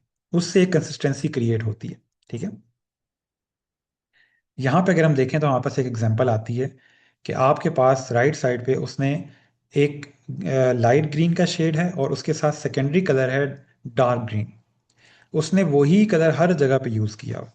ठीक है, जो भी उसकी सोशल मीडिया पोस्ट है उसमें वही कलर्स यूज़ हुए हैं, जिससे ऑटोमेटिकली एक कंसिस्टेंसी बिल्ड हो गई है। ठीक हो गया, उसने उसी तरह के फॉन्ट यूज़ किए हुए हैं, वही लोगो यूज़ किया हुआ है, जिसके उसकी एक टोन क्रिएट हो रही है। ऐसा नहीं है कि आज उसने सोचा आज मैं रेड यूज़ करूँगा, कल मैंने ब्लू यूज़ किया था, परसों मैं ऑरेंज यूज़ करूँगा, तो ये चीज़ नहीं हो रही। उसका एक ब्रांड का कलर है, और उसने वही कलर हर जगह पे यूज़ किया हुआ है। ठीक हो गया। सो ओवरऑल जो है आपकी चीज़ कंसिस्टेंट होनी चाहिए, जिससे आपकी ब्रांड की जो है वो एक फील क्रिएट होती है। लेकिन जब आप डेकोरेशन की तरफ चले जाते हो, तो आप हर चीज़ को डिफरेंट बनाना शुरू कर देते हो। ठीक है, तो आपने कंसिस्टेंट लुक क्रिएट करनी है। आपने सेम फॉन्ट और सेम कलर अपने तमाम डिज़ाइन में यूज़ करना है। जैसे कोई क्लाइंट आपके पास आता है, कोई रेस्टोरेंट आता है, वो कहता है कि मैंने आपसे जो है वो सोशल मीडिया डिज़ाइन करवाना है, तो आप उसका जब भी कोई सोशल मीडिया का पोस्ट बनाओगे उसमें सेम फॉन्ट और सेम कलर यूज़ करोगे, ताकि वो एक कंसिस्टेंट लुक आए उसकी प्रोफाइल के ऊपर। ठीक हो गया। अब इसी तरह जो हमारे पास एआई आ जाता है इसके अंदर, एआई को हम थोड़ा सा यहाँ पे टच करेंगे कि एआई हमें हेल्प करता है ब्रांड किट्स बनाने के अंदर, ठीक है, फॉन्ट सेलेक्ट करने के अंदर, क्लाइंट के लोगोस के अंदर, ठीक है। आप में से कितने लोग हैं जिन्होंने कैनवा लाइफ में एक या दो दफ़ा यूज़ किया हुआ है? कैनवा टूल जो है वो आप लोगों ने यूज़ किया हुआ है? जिन लोगों ने यूज़ किया वो हाथ खड़ा करें। कैनवा, ठीक है। नूरपुर थल वालों में से मेरे ख्याल में किसी ने यूज़ नहीं किया हुआ कैनवा। ओके, ठीक है, किया हुआ, ठीक है। ओके, आज हम लोग जो है वो थोड़ा बहुत कैनवा को भी टच करेंगे कि एआई और कैनवा उसमें कैसे इंप्लीमेंट होता है, ठीक है। तो कैनवा का जो है उसमें फ़ायदा ये होता है कि आप फॉन्ट और कलर वगैरह ऑटोमेटिकली लॉक कर सकते हो, और वही फॉन्ट और कलर्स वगैरह ऑटोमेटिकली आगे यूज़ होते जाएंगे, आपको बार बार सेट करने की ज़रूरत नहीं है। अब आती है कि अच्छे डिज़ाइन में और बुरे डिज़ाइन में क्या फ़र्क है, ठीक है। बैड डिज़ाइन कौन सा होता है और गुड डिज़ाइन कौन सा होता है। यहाँ पे अगर हम देखें, अभी तक हमने जो चीज़ें पढ़ी हैं उसमें लेफ्ट और राइट में आपको ऑटोमेटिकली समझ आ रहा होगा कि लेफ्ट साइड पे जो डिज़ाइन बना हुआ है वो अच्छा डिज़ाइन नहीं है, हालांकि उसमें मेहनत बहुत ज़्यादा हुई हुई है। लेकिन राइट साइड पे जो डिज़ाइन बना हुआ है उसमें मेहनत आपको बज़ाहिर कम लग रही है, लेकिन वो एक बैलेंस्ड और प्रिंसिपल के थ्रू डिज़ाइन बना हुआ है कि आपको फ़ौरन पता चल रहा है कि 50% ऑफ है। किस चीज़ पे ऑफ है? उन्होंने नीचे अपनी वेबसाइट दी हुई है, ठीक है। तो ये आपके पास हो क्या रहा है कि आपको एक्साइटमेंट सबसे पहले फील हो रही है, आपको एक्शन लेने पे किया जा रहा है कि आप यहाँ पे शॉप नाउ पे जाके, मतलब इस वेबसाइट पे जाके आप शॉप कर सकते हो और ये एक्शन ले सकते हो। इसी तरह अगर लेफ्ट साइड पे देखें तो बिल्कुल समझ नहीं आ रहा कि सिंपल लिखा हुआ 85% ऑफ और साथ ही लिक्विडेशन, साथ ही सेल एवरी आइटम, मतलब चीज़ें आपके ऊपर फेंकी जा रही हैं, ठीक है। तो आपको समझना मुश्किल हो गया कि ये क्या हो रहा है। चीज़ों को सिंपल रखना है, एक डिज़ाइन से हमने एक ही मैसेज कन्वे करना है, ठीक है। तो जब भी आपने अच्छा या बुरा डिज़ाइन बनाना है, अपना डिज़ाइन देखना है, उसके अंदर आप लोगों ने हमेशा देखना है कि मैंने कोई बहुत ज़्यादा कलर यूज़ तो नहीं किए, बहुत ज़्यादा फॉन्ट तो नहीं यूज़ किए हुए, चीज़ें क्लटर्ड तो नहीं है, उसमें वाइट स्पेस है या नहीं। हमने जो पिछला डिज़ाइन देखा है उसके अंदर वाइट स्पेस बहुत ज़्यादा है, ठीक है। वाइट स्पेस का मतलब ये नहीं होता कि उसका कलर वाइट होना चाहिए। White space is simple space, कि ये जो इसके अंदर इतनी स्पेस ने छोड़ी हुई है, ये उसको प्रोमिनेंट कर रही है बाकी चीज़ों को, और कॉन्फिडेंट कर रही है आपकी प्रोडक्ट को, ठीक है। इसी तरह हायरार्की क्लियर है या नहीं है, हेडिंग इतनी बड़ी है कि वो बाकी चीज़ों को उससे ज़्यादा प्रोमिनेंट हो रही है, और अलाइनमेंट है या नहीं। हमने जो पिछला डिज़ाइन देखा उसके अंदर अलाइनमेंट नहीं है, चीज़ें फेंकी हुई हैं, इधर उधर मिक्स हो रही हैं। लेकिन ये जो राइट साइड वाला डिज़ाइन है ये अलाइंड है, हर चीज़ सेंटर में अलाइन है, ओवरऑल डिज़ाइन जो है बैलेंस है, ठीक है। अब समझ आ रही हो क्या, आई होप कि आप लोगों को। तो आपका जो भी डिज़ाइन हो वो इन 5 चीज़ों को चेक कर रहा हो कि चीज़ें अलाइन हुई हुई हैं, चीज़ों में हायरार्की है, चीज़ों में वाइट स्पेस दी हुई है, मैंने कलर बहुत ज़्यादा तो नहीं यूज़ किए हुए, फॉन्ट बहुत ज़्यादा तो नहीं यूज़ किए हुए, ठीक है। और यही चीज़ जो है आपको जूनियर डिज़ाइनर से सीनियर डिज़ाइनर में कन्वर्ट करती है। जो जूनियर डिज़ाइनर होता है उसको ये चीज़ें नहीं पता होती, जो सीनियर डिज़ाइनर होता है वो ऑटोमेटिकली ये चीज़ें इम्प्लीमेंट कर लेता है। सो वही बात आ गई।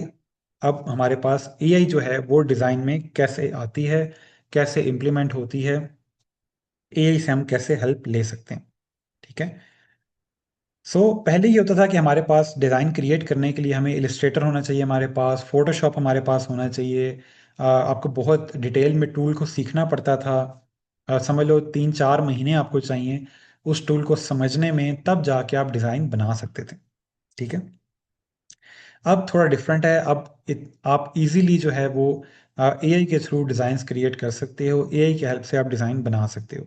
आई होप आप लोग क्लॉड यूज़ कर रहे होगे, आप लोग चैट जीपीटी यूज़ कर रहे होगे, वहाँ पे आप इजीली पोस्टर डिज़ाइन कर सकते हो, आप सोशल मीडिया डिज़ाइन कर सकते हो, आपको बेसिक लेआउट वहाँ से मिल जाता है। लेकिन अभी एआई इतनी स्ट्रांग नहीं है कि वो बहुत अच्छा डिज़ाइन क्रिएट कर सके, ठीक है। आपको हेल्प ज़रूर मिल जाती है, लेकिन आपको बहुत एक्यूरेट डिज़ाइन जो है वो खुद से ही बनाना पड़ता है। सो एआई जो है वो ओवरऑल आपको एक स्टार्टिंग पॉइंट दे देता है जहाँ से आप चीज़ को स्टार्ट कर सकते हो, ठीक है। उसके बाद आपने खुद से जो है वो फंडामेंटल्स उस पर इम्प्लीमेंट करने हैं जो आज आपने पढ़े हैं, कि इसके अंदर फॉन्ट ज़्यादा तो नहीं यूज़ हुए, कलर तो बहुत ज़्यादा यूज़ नहीं हुए, वाइट स्पेस है या नहीं है, हायरार्की है या नहीं है, बैलेंस है या नहीं है। तो ये चीज़ें आपने खुद से देखनी है।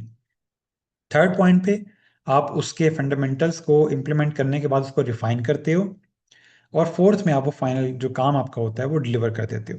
तो एआई के थ्रू आपकी ये बहुत ज़्यादा हेल्प हो जाती है कि आपके पास एक स्टार्टिंग पॉइंट आ जाता है कि मैंने चीज़ को यहाँ से स्टार्ट करना है। अब आता है हमारे पास कैनवा के एआई, के कैनवा में एआई कैसे यूज़ हो रहा है, कैनवा टूल कैसे काम करता है। हम लोग आज की क्लास के अंदर समझ लें इलस्ट्रेटर या फोटोशॉप इतनी इजीली नहीं कर सकते, क्योंकि उसमें आपको बहुत ज़्यादा टाइम चाहिए उसको सीखने में। बट मैं ये नहीं कहूँगा कि आप इलस्ट्रेटर या फोटोशॉप मत करो, वो बहुत अच्छे टूल हैं और बहुत ज़रूरी टूल्स हैं, वो बहुत डिटेल में काम करते हैं। आप यूट्यूब से बहुत आसानी से वो टूल सीख सकते हो।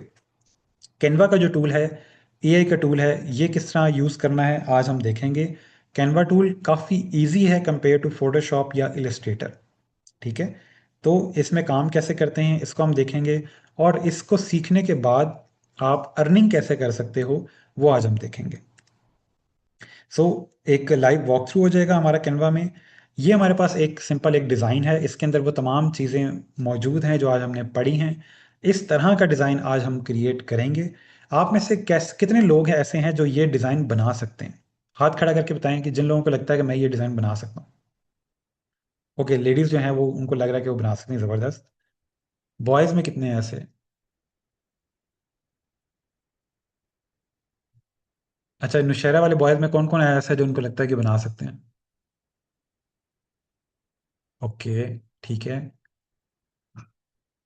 ठीक है, ज़बरदस्त। अभी हम इसको कैनवा के अंदर क्रिएट करेंगे। जिन लोगों ने पहले कैनवा नहीं यूज़ किया हुआ, जिनका कैनवा का अकाउंट नहीं है, आपको प्रीमियम अकाउंट किस तरह मिलेगा वो भी मैं आज आपको बता दूंगा, ठीक है। तो ओवरऑल जो है आप लोगों ने इस तरह के डिज़ाइंस क्रिएट कैसे करने हैं कैनवा में, वो अभी हम चल के देखते हैं, ठीक है।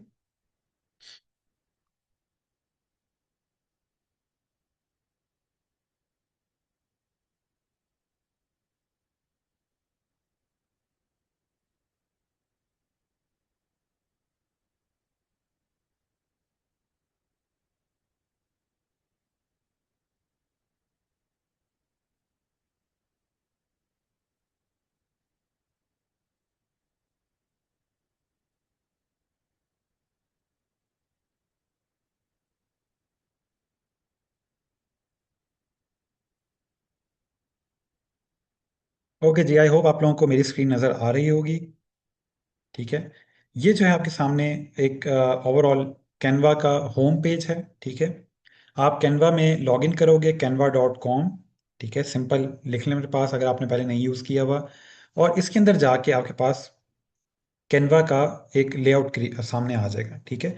आज हम जो क्रिएट करेंगे, जैसे हमने देखा था कि हम लोग एक जो समझ लें रेस्टोरेंट है उसका एक ऐड क्रिएट करेंगे, सोशल मीडिया ऐड, जो हम लोग किसी को सेल कर सकते हैं, ठीक है। इसको सेल कैसे करना है वो आगे चल के मैं आपको दिखाऊंगा। फिलहाल इसको बनाना कैसे है वो मैं आपको यहाँ दिखा देता हूँ। आपने कोशिश ये करनी है कि जो पॉइंट्स आप यहाँ पे देख रहे हो, जो चीज़ें आप देख रहे हो, उसको आज ही जाते साथ आप लोगों ने अपने पीसी पे, अपने लैपटॉप पे इम्प्लीमेंट कर लेना, ठीक है। सो सिंपल हम लोगों ने, क्योंकि सोशल मीडिया डिज़ाइन करना है, हम यहाँ पे क्लिक करके भी स्टार्ट कर सकते हैं, या कोई बनी बनाई टेम्पलेट जो है उसके थ्रू हम बना सकते हैं। तो आप लेफ्ट साइड पे देखोगे, नीचे स्क्रॉल करो तो यहाँ पे ये लिखा रहा है टेम्पलेट्स, ठीक है। आप टेम्पलेट के थ्रू भी ये चीज़ बना सकते हो।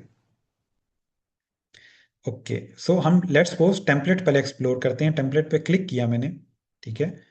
तो मेरे पास यहाँ पे डिफरेंट उसने ऑप्शंस दे दिए, ठीक है। ये नीचे मेरे पास यहाँ पे डिफरेंट डिज़ाइंस बने बनाए आ रहे हैं। मैं सिंपल इसमें कुछ चेंजेस करके भी इसका काम चला सकता हूँ, और स्क्रैच से भी कुछ बना सकता हूँ, ठीक है। ये हमारे पास देखें कितना अच्छा डिज़ाइन आ रहा है, जिसको हम थोड़े से चेंजेस में करेंगे तो ये बेहतर हो जाएगा, ठीक है। तो ये तमाम हमारे पास टेम्पलेट्स पड़े हुए हैं। तो हम लोगों ने एक सोशल मीडिया पोस्ट डिज़ाइन करनी है, इंस्टाग्राम की पोस्ट डिज़ाइन करनी है, जो कि एक रेस्टोरेंट की प्रमोशन कर रही हो, ठीक है। सो यहाँ पे मैं लिखूंगा इंस्टाग्राम, ठीक है। उसने नीचे मुझे दे दिया इंस्टाग्राम पोस्ट, ठीक है। जिन लोगों को ये चीज़ आती है उनके लिए बहुत समझ लें कि सिंपल चीज़ होगी, तो उनको थोड़ा सा ही लगेगा कि यार ये मैं मतलब इतनी सिंपल चीज़ क्यों सीख रहा हूँ। तो जिनको नहीं आती वो काइंडली थोड़ा सा इस पर टाइम स्पेंड करें और देखें कि ये कैसे काम करती है। ठीक है। सो आपने इंस्टाग्राम पोस्ट पे क्लिक किया, उसके बाद आप नीचे जाओगे। ठीक है, यहाँ पे डिफरेंट आपके पास जो है वो थीम्स आ रही हैं। ठीक है, आप इसमें से किसी को भी सिलेक्ट करके उससे आगे जो है वो यूज़ कर सकते हो, या आप स्क्रैच से बनाना चाहो तो स्क्रैच से भी बना सकते हो। इसमें बहुत अच्छे अच्छे डिज़ाइन बने हुए हैं। ठीक है। सो हम थोड़ा सा इसे एक्सप्लोर करते हैं और उसके बाद जो है हम लोग अपना एक डिज़ाइन क्रिएट करेंगे। ठीक है। जो हम ऐसी कोई टेम्पलेट देखते हैं जहाँ पे हमें थोड़ा सा कोई स्टार्टिंग पॉइंट उसका मिल जाए। ठीक है, ये देखें हमारे पास ये जो डिज़ाइन है ओवरऑल हमारे उस डिज़ाइन के करीब करीब है। ठीक है, इसको थोड़ा सा हम चेंज करके जो है हम इसको थोड़ा बेहतर कर सकते हैं। ठीक है, तो लेट्स सपोज हम इससे स्टार्ट करते हैं, इस पर क्लिक करेंगे और हमारे पास ये डिज़ाइन आ जाएगा। ठीक हो गया। इस पे ये हर चीज़ जो है वो एडिटेबल है, फुल हम इसमें चेंजेस वगैरह कर सकते हैं। ठीक है, और यहाँ लेफ्ट पे हमारे पास उसी तरह से एलिमेंट्स वगैरह ऐड करने की भी ऑप्शन आ रही है। ठीक है। सो मैं फिलहाल इसकी एक कॉपी क्रिएट करूंगा। सिंपल यहाँ पे राइट क्लिक करके इसको डुप्लीकेट कर लेते हैं। ठीक है, मैंने कॉपी क्रिएट की। यहाँ पे मैं जो हूँ टॉप पे इसका कोई नाम रख देते हैं। लेट से हम लोग इसका करते हैं नाम शाही बिरयानी। ठीक है, शाही, और नीचे बिरयानी ऑटोमेटिकली लिखा हुआ है। इस बिरयानी के इमेज को हम चेंज करते हैं, इसको हम डिलीट कर देते हैं, और यहाँ पे एक स्मोक आ रहा था उसको भी हम डिलीट कर देते हैं। जो बैकग्राउंड है वो बहुत ज़्यादा रेड है, बहुत ज़्यादा डार्क है, इसको हम थोड़ा सा चेंज करते हैं। बैकग्राउंड पे आप क्लिक करोगे और इसको डिलीट कर दोगे। ठीक है, एलिमेंट्स में जाएंगे, हम यहाँ पे जाके डिफरेंट एलिमेंट्स यूज़ कर सकते हैं। फॉर एग्जांपल हम सेलेक्ट करते हैं बैकग्राउंड। ठीक है, बैकग्राउंड लिखेंगे तो ये हमारे पास यहाँ पे जनरेट का भी ऑप्शन है, एआई के थ्रू ये जनरेट भी कर सकता है, और हम लोग यहाँ पे फोटोज जो ऑलरेडी बनी हुई हैं वो भी यहाँ पे दी हुई हैं। ठीक है, तो हम लोग थोड़ा सा इसको शाही करने के लिए हम यहाँ पे लिखेंगे इंडियन डोर बैकग्राउंड।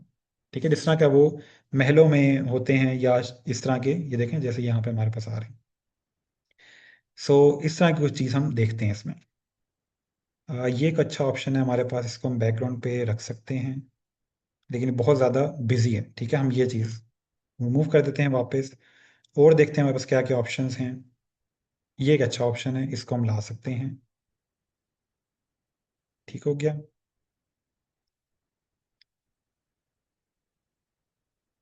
एक सेकेंड। ओके, सो ये टॉप पे आ जाएगा। ठीक है, इसको हम सेंड टू बैक कर देते हैं। ये हमारे पास चला जाएगा send to back.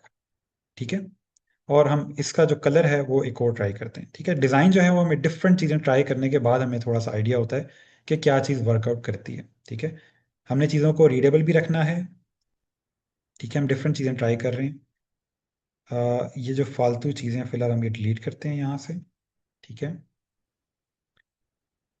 Let's say इनको भी डिलीट कर दें और इन दोनों को हम नीचे ले आते हैं, और इसको थोड़ा सा छोटा करेंगे ताकि ये इसमें फिट आ जाए। ठीक है, यहाँ तक हमारा डिज़ाइन जो है वो किसी हद तक ठीक है, हमारा इससे काम चल सकता है। हम मज़ीद यहाँ पे देखते हैं और क्या ऑप्शंस हैं हमारे पास। अ, ठीक है, ये बहुत ज़्यादा इंडियन चीज़ें होंगी, इसमें हम आते हैं फूड की तरफ। पहले सबसे पहले हम बिरयानी ऐड करते हैं इसके अंदर, क्योंकि हमने ये फील देनी है कि ये बिरयानी का जो है वो ऐड है या बिरयानी की पोस्ट है। मुझे ये वाला जो इमेज है थोड़ा सा इसमें, इसमें शायद इसने क्या डाला हुआ है बिरयानी में। ठीक है, बिरयानी में आलू ना हो, बाकी सब ठीक है, बिरयानी के अंदर आलू अच्छा नहीं लगता। ये वाला फालतू का टेक्स्ट हम डिलीट कर देते हैं, और इसके बाद हम इसको फ्रंट पे ले आएंगे। ठीक है जी, ये हमारे पास इस तरह से आ जाएगा। इसको हम थोड़ा सा और बड़ा भी कर सकते हैं। एक सेकंड मुझे दीजिएगा, मैं ज़रा इनको उस्मान साहब को चीज़ कंफर्म कर लें।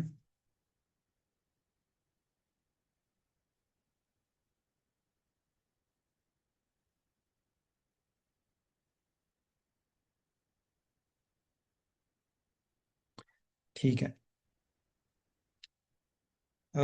ठीक हो गया, ठीक हो गया। ओके, सो हमारे पास, हम यहाँ पे थे, ठीक है। इसके अंदर ना हमें थोड़ा सा कलर्स को अच्छा करना है, क्योंकि हमने पढ़ा है कि ऑरेंज कलर या येलो कलर जो होता है उससे थोड़ा सा वो भूख वाला एलिमेंट आता है, ठीक है। तो हम इसमें कलर्स ट्राई करते हैं। हम यहाँ पे क्लिक करेंगे, नीचे हमारे पास जो है यहाँ पे कलर्स का ऑप्शन आ जाएगा। ये तमाम कलर्स हमारे पास अवेलेबल है, ठीक है। हम इसमें थोड़ा कलर से प्ले करते हैं कि हम और कलर्स क्या क्या ट्राई कर सकते हैं, ठीक है। हमारे पास ग्रेडियंट्स हैं। ठीक है। ओके। ओके। हम्म ये भी एक अच्छी ऑप्शन है, अगर हम इसको नहीं, हाँ ये अच्छा ऑप्शन है, अगर हम इसके साथ कुछ और ट्राई करें।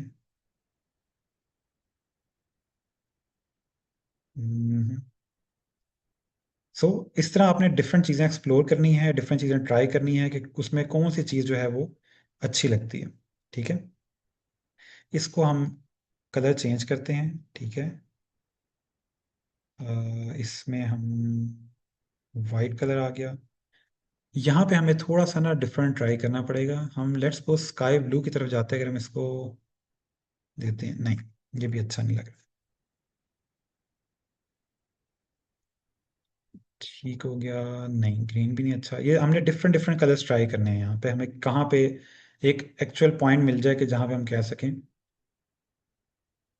कि ये एक अच्छा बन रहा है, ठीक है। इसके हम साथ ही एक कॉपी बनाते हैं इसकी, ठीक है। और इसका हम एक और कलर करते हैं और देखते हैं कि हम उसको किस तरह से इम्प्लीमेंट कर सकते हैं, ठीक है। ये हमारे पास एक डबल में आ जाएगा, और इसको भी हम डिफरेंट कलर देते हैं। अब हमें थोड़ा सा बैकग्राउंड कलर को सेट करना है। बैकग्राउंड कलर हमारे पास, ये ऑप्शन भी ठीक है किसी हद तक। नहीं, ये बिल्कुल कलर डिफरेंट जा रहे हैं।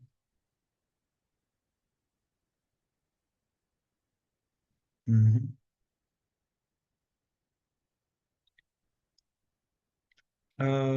इससे हम प्रोसीड करते हैं, ठीक है। देखते हैं कि ये आगे चल के हमें क्या मिलता है, ठीक है। फिलहाल हम डिफरेंट चीज़ें एक्सप्लोर कर रहे हैं। इसके अंदर हम कौन कौन से कलर जो है इसमें इंप्लीमेंट कर सकते हैं। सो लेट्स से हम यहाँ से स्टार्ट करते हैं, ठीक है। अब हम इसके अंदर और क्या चीज़ें ऐड कर सकते हैं। पीकॉक लेट्स से ऐड करें हम यहाँ पे। शाही बिरयानी, शाही बिरयानी वाली फील आ जाएगी इसमें, लेकिन ये बहुत ज़्यादा जगह ले रहा है। इसमें ग्राफिक्स में जाते हैं अगर हम। हम्म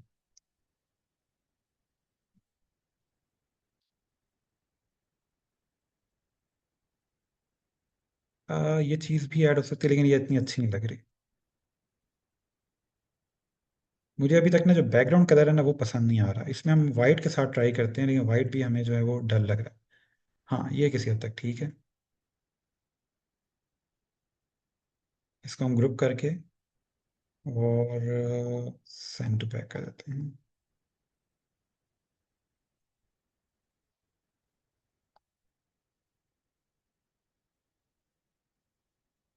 इसकी हम पोजीशन चेंज करेंगे, इसको थोड़ा सा नीचे करेंगे ताकि हम टेक्स्ट को एडिट कर सकें, ठीक है।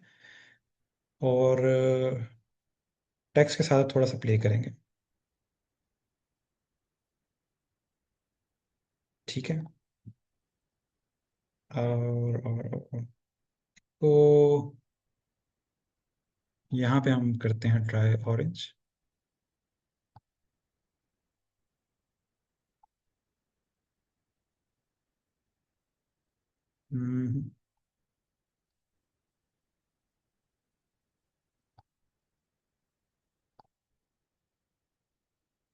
ओके, फॉर इंस्टेंस हम इसको इसी तरह प्रोसीड करते हैं। अभी इशू ये हमारे पास आ रहा है कि हमारे पास इस बिरयानी के प्लेट की वजह से जगह कम बन रही है, ठीक है। तो हम इसको थोड़ी सी जगह बनाएंगे, इसको रिमूव करते हैं और हम कोई और बिरयानी की प्लेट ऐड करते हैं जो थोड़ी सी ना जगह कम ले। ये एक अच्छी ऑप्शन है हमारे पास, इसको हम सेंटर में यहाँ ला सकते हैं, ठीक है। और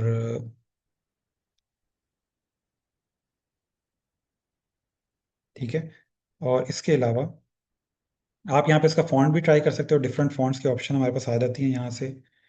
सेरिफ फॉन्ट हम ट्राई कर सकते हैं, इससे थोड़ी सी प्रीमियम फील आती है। ठीक है। हम यहाँ पे अगर देखें तो डिफरेंट कैटेगरीज हैं फॉन्ट की, देखें सैन सेरिफ फॉन्ट है और सेरिफ फॉन्ट है। ठीक है। ये सेरिफ फॉन्ट आ गया हमारे पास। ठीक है, सेरिफ फॉन्ट के ऑप्शन आ जाएंगी। ठीक है, ये डिफरेंट हमारे पास सेरिफ फॉन्ट्स आ गए हैं। सेरिफ फॉन्ट ये होता है कि थोड़ा सा आपको प्रीमियम फील देता है।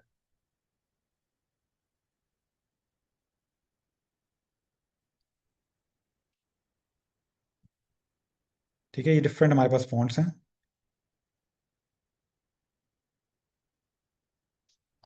ठीक हो गया, बिरयानी का फॉन्ट भी आप चेंज कर सकते हो, लेकिन फिलहाल आई थिंक ये ठीक लग रहा है। सो ये हमारे पास आ गया। उसके अलावा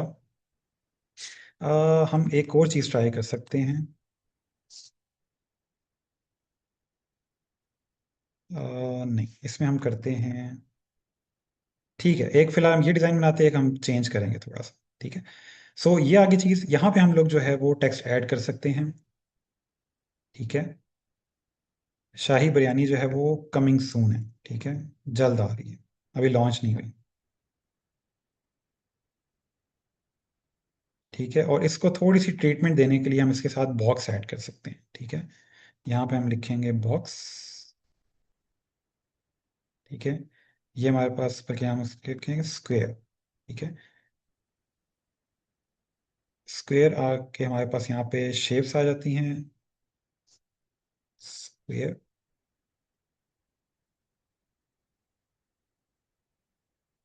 ठीक है, ये हमारे पास आ गई एक शेप जो हम बैक पे ऐड कर सकते हैं इसके। ठीक है, इसके हम राउंड कर देंगे एजेस इस तरह से। ठीक है, और इसको रखेंगे हम यहाँ पे। हम अपना टेक्स्ट लेंगे फ्रंट पे और टेक्स्ट को कर देंगे वाइट।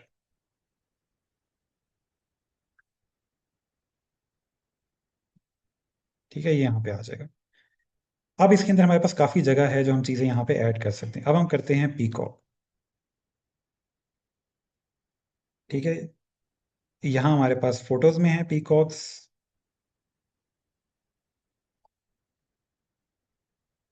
ठीक है, इसको हम यहाँ पे इसके बैक पे ऐड कर सकते हैं।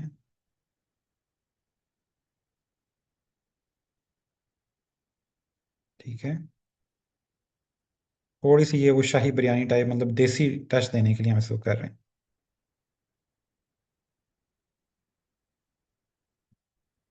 ठीक है, और ये बिरयानी हमारी जो है वो फ्रंट पे आ जाएगी। ठीक हो गया। सिंपल सिंपल डिज़ाइन बनाएंगे, कोई हम बहुत ज़्यादा चीज़ें नहीं ऐड करें इसमें। अच्छा, ये चीज़ हो गई। उसके बाद हमारे पास आ जाता है ऑप्शन, हम इसमें स्मोक ऐड कर सकते हैं।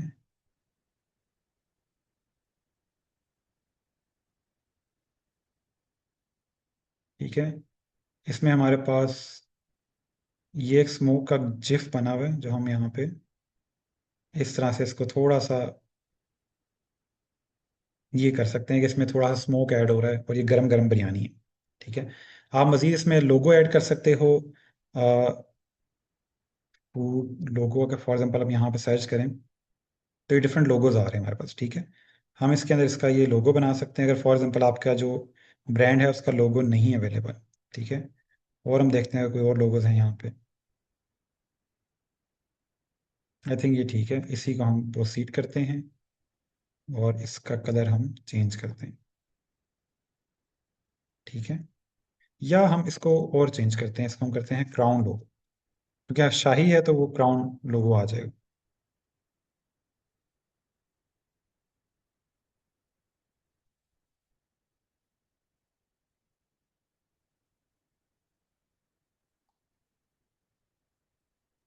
ठीक है, ये एक चीज़ आ गई हमारे पास इस तरह से।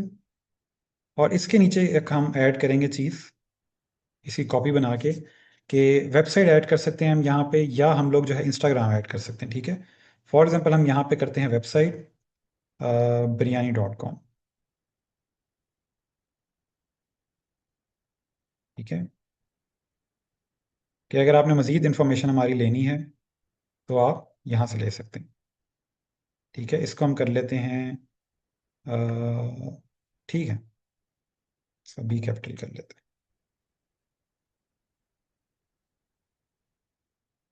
और biryani.com को हम लेके आई थिंक यहाँ पे ठीक है। ठीक है, इसका फॉन्ट चेंज कर लेते हैं। इसको हम करते हैं जी ये फॉन्ट। ठीक है, और इसके अंदर थोड़ी सी हम लेटर स्पेसिंग ऐड करेंगे। इसको हम अपर केस में ट्राई करते हैं।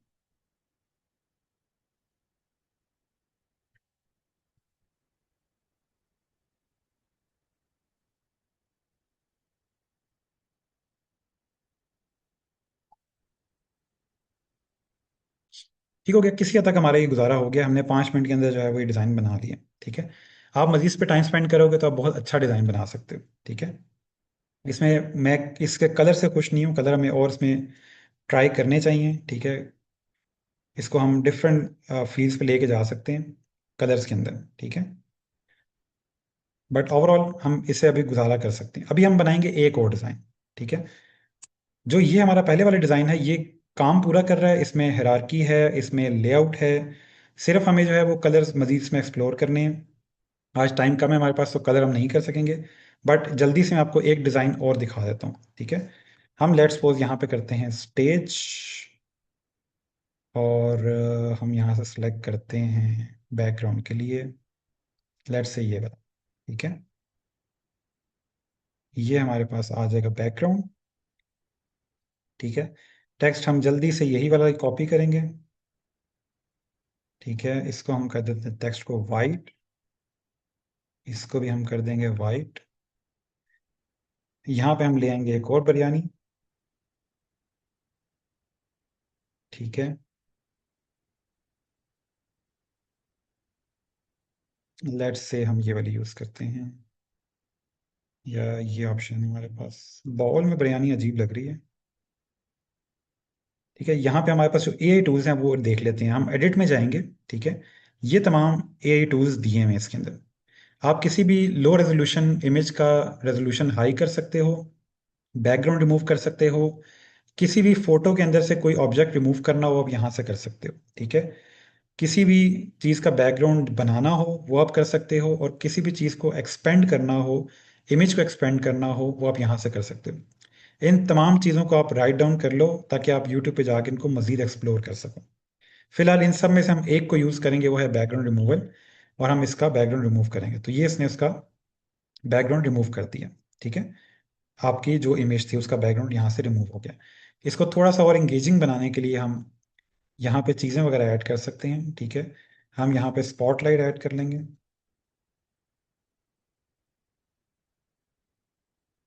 ठीक है, ग्राफिक्स में जाके जो ग्राफिक्स होंगे उनका बैकग्राउंड रिमूव हुआ होगा। ठीक है, जो दूसरी चीज़ें होती हैं फोटोज होती हैं उनका बैकग्राउंड रिमूव आपको खुद करना पड़ेगा। ठीक है, हम इसके अंदर एक स्पॉटलाइट यहाँ से दे देते हैं। ठीक है, ये ऊपर से आ रही है, इसका थोड़ा सा एज ज़्यादा है, चेंज करके देखते हैं। ये ठीक है, ठीक हो गया। उसी तरह से हमें बाकी चीज़ें भी यहाँ पे ऐड करनी है,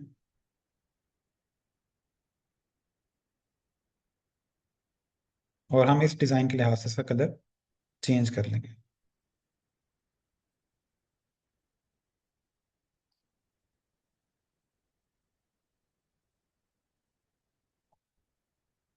ठीक हो गया, इसी तरह हम यहाँ पे स्मोक ऐड कर सकते हैं वो वाला।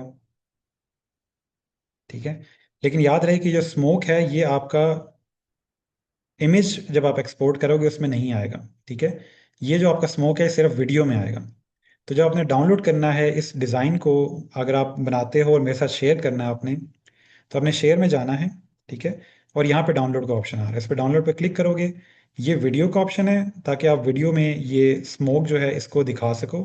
और अगर आप इमेज में करते हो तो पीएनजी में जाके आपने सिंपल डाउनलोड पे क्लिक करोगे तो ये पीएनजी में डाउनलोड हो जाएगा। ठीक है, जेपीईजी या पीएनजी किसी में भी डाउनलोड कर लोगे। ये चीज़ें अभी आपने अपने सामने देखी हैं, इसको सीखना थोड़ा मुश्किल है। जब तक आप स्किल अपनी हैंड प्रैक्टिस नहीं करोगे, हाथ से काम नहीं करोगे, तब तक आपको ये चीज़ समझ नहीं आएगी। ठीक है, तो आपने ये हाथ से अपने खुद डिज़ाइन बनाने हैं कैनवा पे जाके। अब बात ये आती है कि हम कैनवा कहाँ से यूज़ करें। हमारे पास प्रीमियम कैनवा नहीं है, तो वो मैं आपको उसका मेथड बता देता हूँ। सो हम वापस जाते हैं अपने प्रेजेंटेशन पे। यहाँ तक अगर किसी को कोई क्वेश्चन हो तो काइंडली आप पूछ लें, ताकि हम वापस अपने लेक्चर पे जा सकें।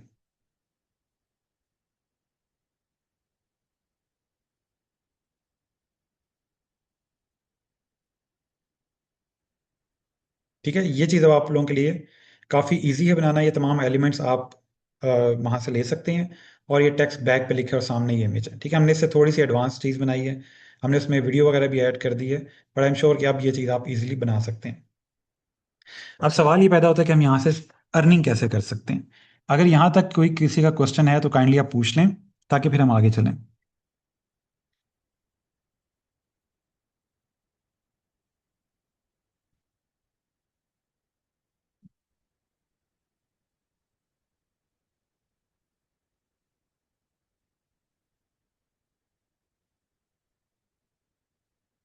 ओके जी, अपने पास ये नंबर नोट कर लें। ये मेरा नंबर नहीं है, ये एक कैनवा प्रो का प्रोवाइडर है, जो कैनवा का जो प्रो अकाउंट है वो प्रोवाइड करते हैं। इसकी जो फीस है वो मेरे ख्याल में 300 रुपये है, वो लेते हैं। उसके पैसे मुझे नहीं आएंगे, ये उन्हीं के सारे हैं। ना मैं इस शख्स को जानता हूँ। ठीक है, मैंने जो है वो बहुत सारे स्टूडेंट्स को कैनवा प्रो यहाँ से लेके दिए। वो आपने एक दफ़ा पे करना होता है, और पूरी लाइफ के लिए आपको जो है वो कैनवा प्रो मिल जाता है। ठीक है, तो आप यहाँ से इनको कांटेक्ट करके व्हाट्सएप के ऊपर आप कैनवा प्रो ले सकते हैं। तो ये नंबर अपने पास नोट कर लें, इनको व्हाट्सएप में मैसेज करें कि आपको कैनवा प्रो चाहिए, और इजी पैसा वगैरह करके जो है आपको आपकी ईमेल के ऊपर, अपनी ईमेल आप साथ दोगे, आपकी ईमेल के ऊपर आपको कैनवा का इनवाइट आ जाएगा, और आपका जो कैनवा है वो लाइफ टाइम प्रो जो है वो आपको मिल जाएगा। उसमें आप तमाम एआई की फीचर्स वगैरह सब कुछ यूज़ कर सकते हो लाइफ टाइम। ठीक हो गया।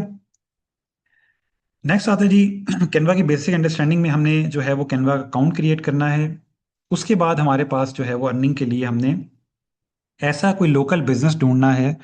वो कोई भी इलेक्ट्रिशियन हो सकता है, कोई भी रेस्टोरेंट हो सकता है, कोई भी गाड़ियों की वर्कशॉप हो सकती है, जिसका कोई सोशल मीडिया पे प्रेजेंस नहीं है। ठीक है, उनको हम जो है ओवरऑल अपना जो बिजनेस है या हमारा जो काम है कैनवा पे डिज़ाइनिंग का, वो हम उसको सेल कर सकते हैं। ठीक है, जैसे फॉर एग्जांपल आप जो है वो 3 पोस्ट जो हैं वो डिज़ाइन की बना सकते हो, और 5,000 उनको चार्ज कर सकते हो बहुत इजीली। ठीक है, आप उनको सैम्पल पोस्ट बना के दोगे कि मैं आपको हर वीक जो है 3 पोस्ट डिज़ाइन करके दूंगा, और उसके मैं 5,000 चार्ज करूंगा। आप मर्ज़ी है 10,000 चार्ज करो, आपकी मर्ज़ी है आप 1,000 रुपये चार्ज करो, ये आपकी मर्ज़ी है। ठीक है, लेकिन आप उसको अच्छा चार्ज कर सकते हो पोस्ट डिज़ाइन करने का। ठीक है, तो ये एक ओवरऑल आपके पास जो है वो चीज़ आ जाती है कि आपको सिंपली एक आपने कैनवा सीखना है, कैनवा प्रो आपके पास मौजूद है, आप वहाँ से ये चीज़ें सीख के आप अर्निंग कर सकते हो। ठीक है, आपने ये जो अभी जो डिज़ाइन देखा है ये भी सिंपल डिज़ाइन है, आप ये चीज़ भी बना सकते हो अपने पास। ठीक है, इसमें भी कोई ऐसी चीज़ नहीं है जो आपको ना आती हो। ठीक है, इसी तरह से आपके पास लोगो डिज़ाइन का भी ऑप्शन है। आप सिर्फ सोशल मीडिया तक महदूद नहीं रह सकते, आप लोगो भी डिज़ाइन कर सकते हो। आप उसके अंदर ब्रांड पूरा क्रिएट कर सकते हो उसका। अगर आप हम सोशल मीडिया किट देखें तो उसके अंदर उसने 3 डिफरेंट पोस्ट बनाई हुई हैं, जिन तीनों में सेम कलर यूज़ हुआ हुआ है। ठीक है, सेम फॉन्ट यूज़ हुआ हुआ है, और राइट साइड पे उसने लोगो बनाया हुआ है। तो आप ये तमाम चीज़ें जो हैं कैनवा के अंदर क्रिएट कर सकते हो। ठीक है, ये मैंने यहाँ पे एग्जांपल दी हुई है कि आपके पास कोई कार की वर्कशॉप है, आप उसका सोशल मीडिया क्रिएट कर सकते हो, उससे उसके कस्टमर्स आ सकते हैं। ठीक है, और करना आपने ये है कि जिसको भी आपने रीच आउट करना है, अपने लोकल एरिया के अंदर करते हो या पूरे पाकिस्तान में कहीं भी करते हो, उसको पहले सैंपल्स दिखाओ।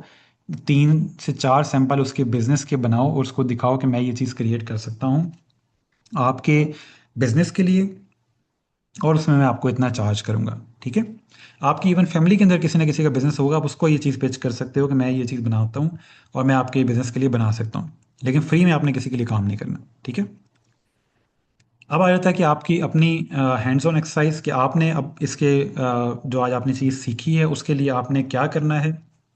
तो सेम जो आज मैंने आप लोगों के लिए ये एक सैंपल बनाया है शाही बिरयानी का, आज आप लोगों ने इसी वीक के अंदर इसका एक ओवरऑल डिज़ाइन क्रिएट करना है अपने पीसी, अपने लैपटॉप के ऊपर, और वो आपने मुझे शेयर करना है। ठीक है, मैंने आप लोगों को अपनी कॉन्टैक्ट इन्फॉर्मेशन दी हुई है, लेक्चर के एंड में मैं दोबारा शेयर कर दूंगा।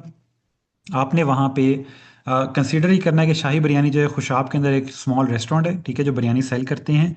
और वो लोग इंस्टाग्राम पे पोस्ट क्रिएट कर रहे हैं जिसमें वो अनाउंस कर रहे हैं कि हम लोग जल्द ही लॉन्च करने वाले हैं। अभी मैंने एग्जैक्टली वो चीज़ आपके सामने बनाई है, आपने एग्जैक्ट वो कॉपी नहीं करनी, आपने खुद से नया डिज़ाइन क्रिएट करना है, ठीक है।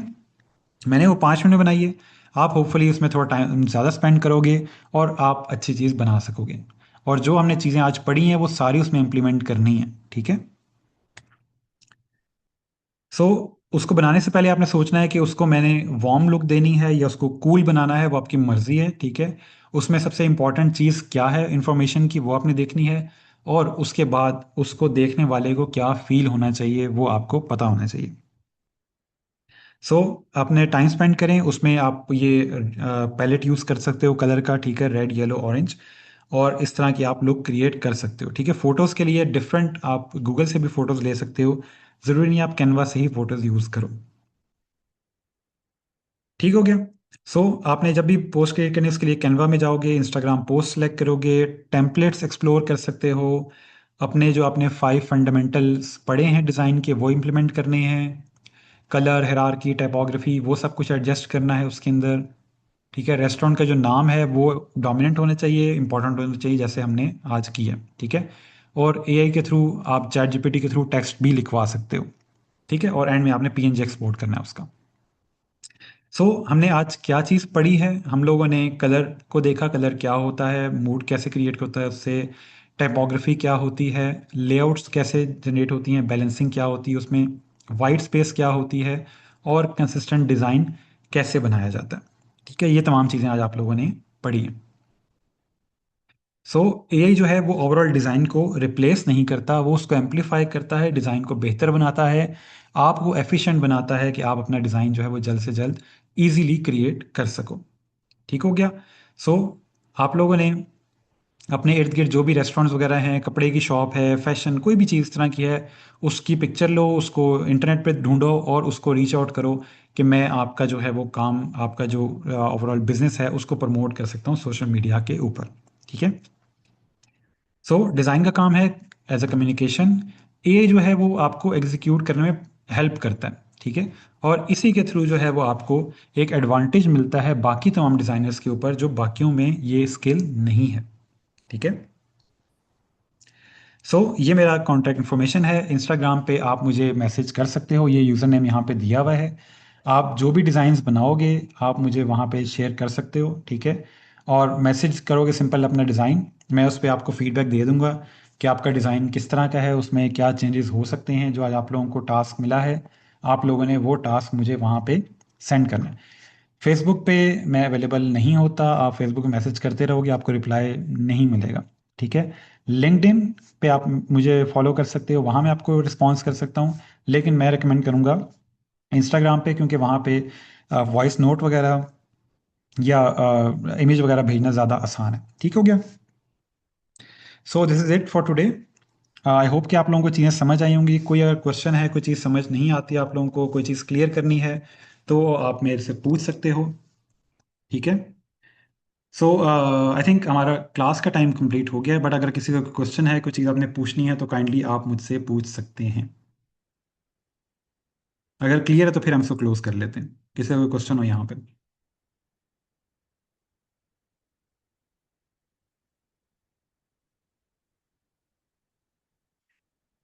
जी जी, जो हाथ खड़ा करें वो काइंडली अपने क्वेश्चंस बता दें।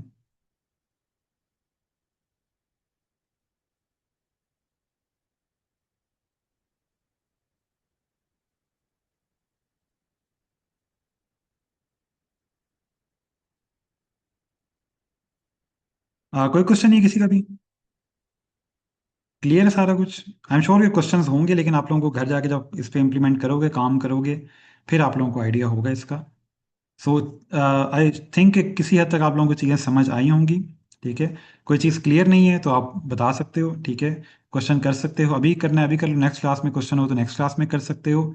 अगर आपने इंस्टाग्राम पे भेजना हो मुझे क्वेश्चन, आप इंस्टाग्राम पे भेज सकते हो, ठीक है जी। ऑल गुड है। ऐसे करते हैं, अगर सब समझ आया ऐसे करते हैं। ठीक है जी, ओके जी। ईद एंजॉय करें, आज से जानवर की तलाश में निकल जाएं, होपफुली आपको कोई अच्छा जानवर मिल जाएगा अच्छे रेट पे। और बाकी go easy on the meat, ठीक है, बहुत ज़्यादा गोश्त वगैरह नहीं खाना, अक्सर लोग इस गर्मी में ज़्यादा गोश्त खाने से भी बीमार हो जाते हैं। और आप लोगों ने साथ साथ जो चीज़ें आज पढ़ी हैं उसकी प्रैक्टिस करते रहना है, ठीक है जी।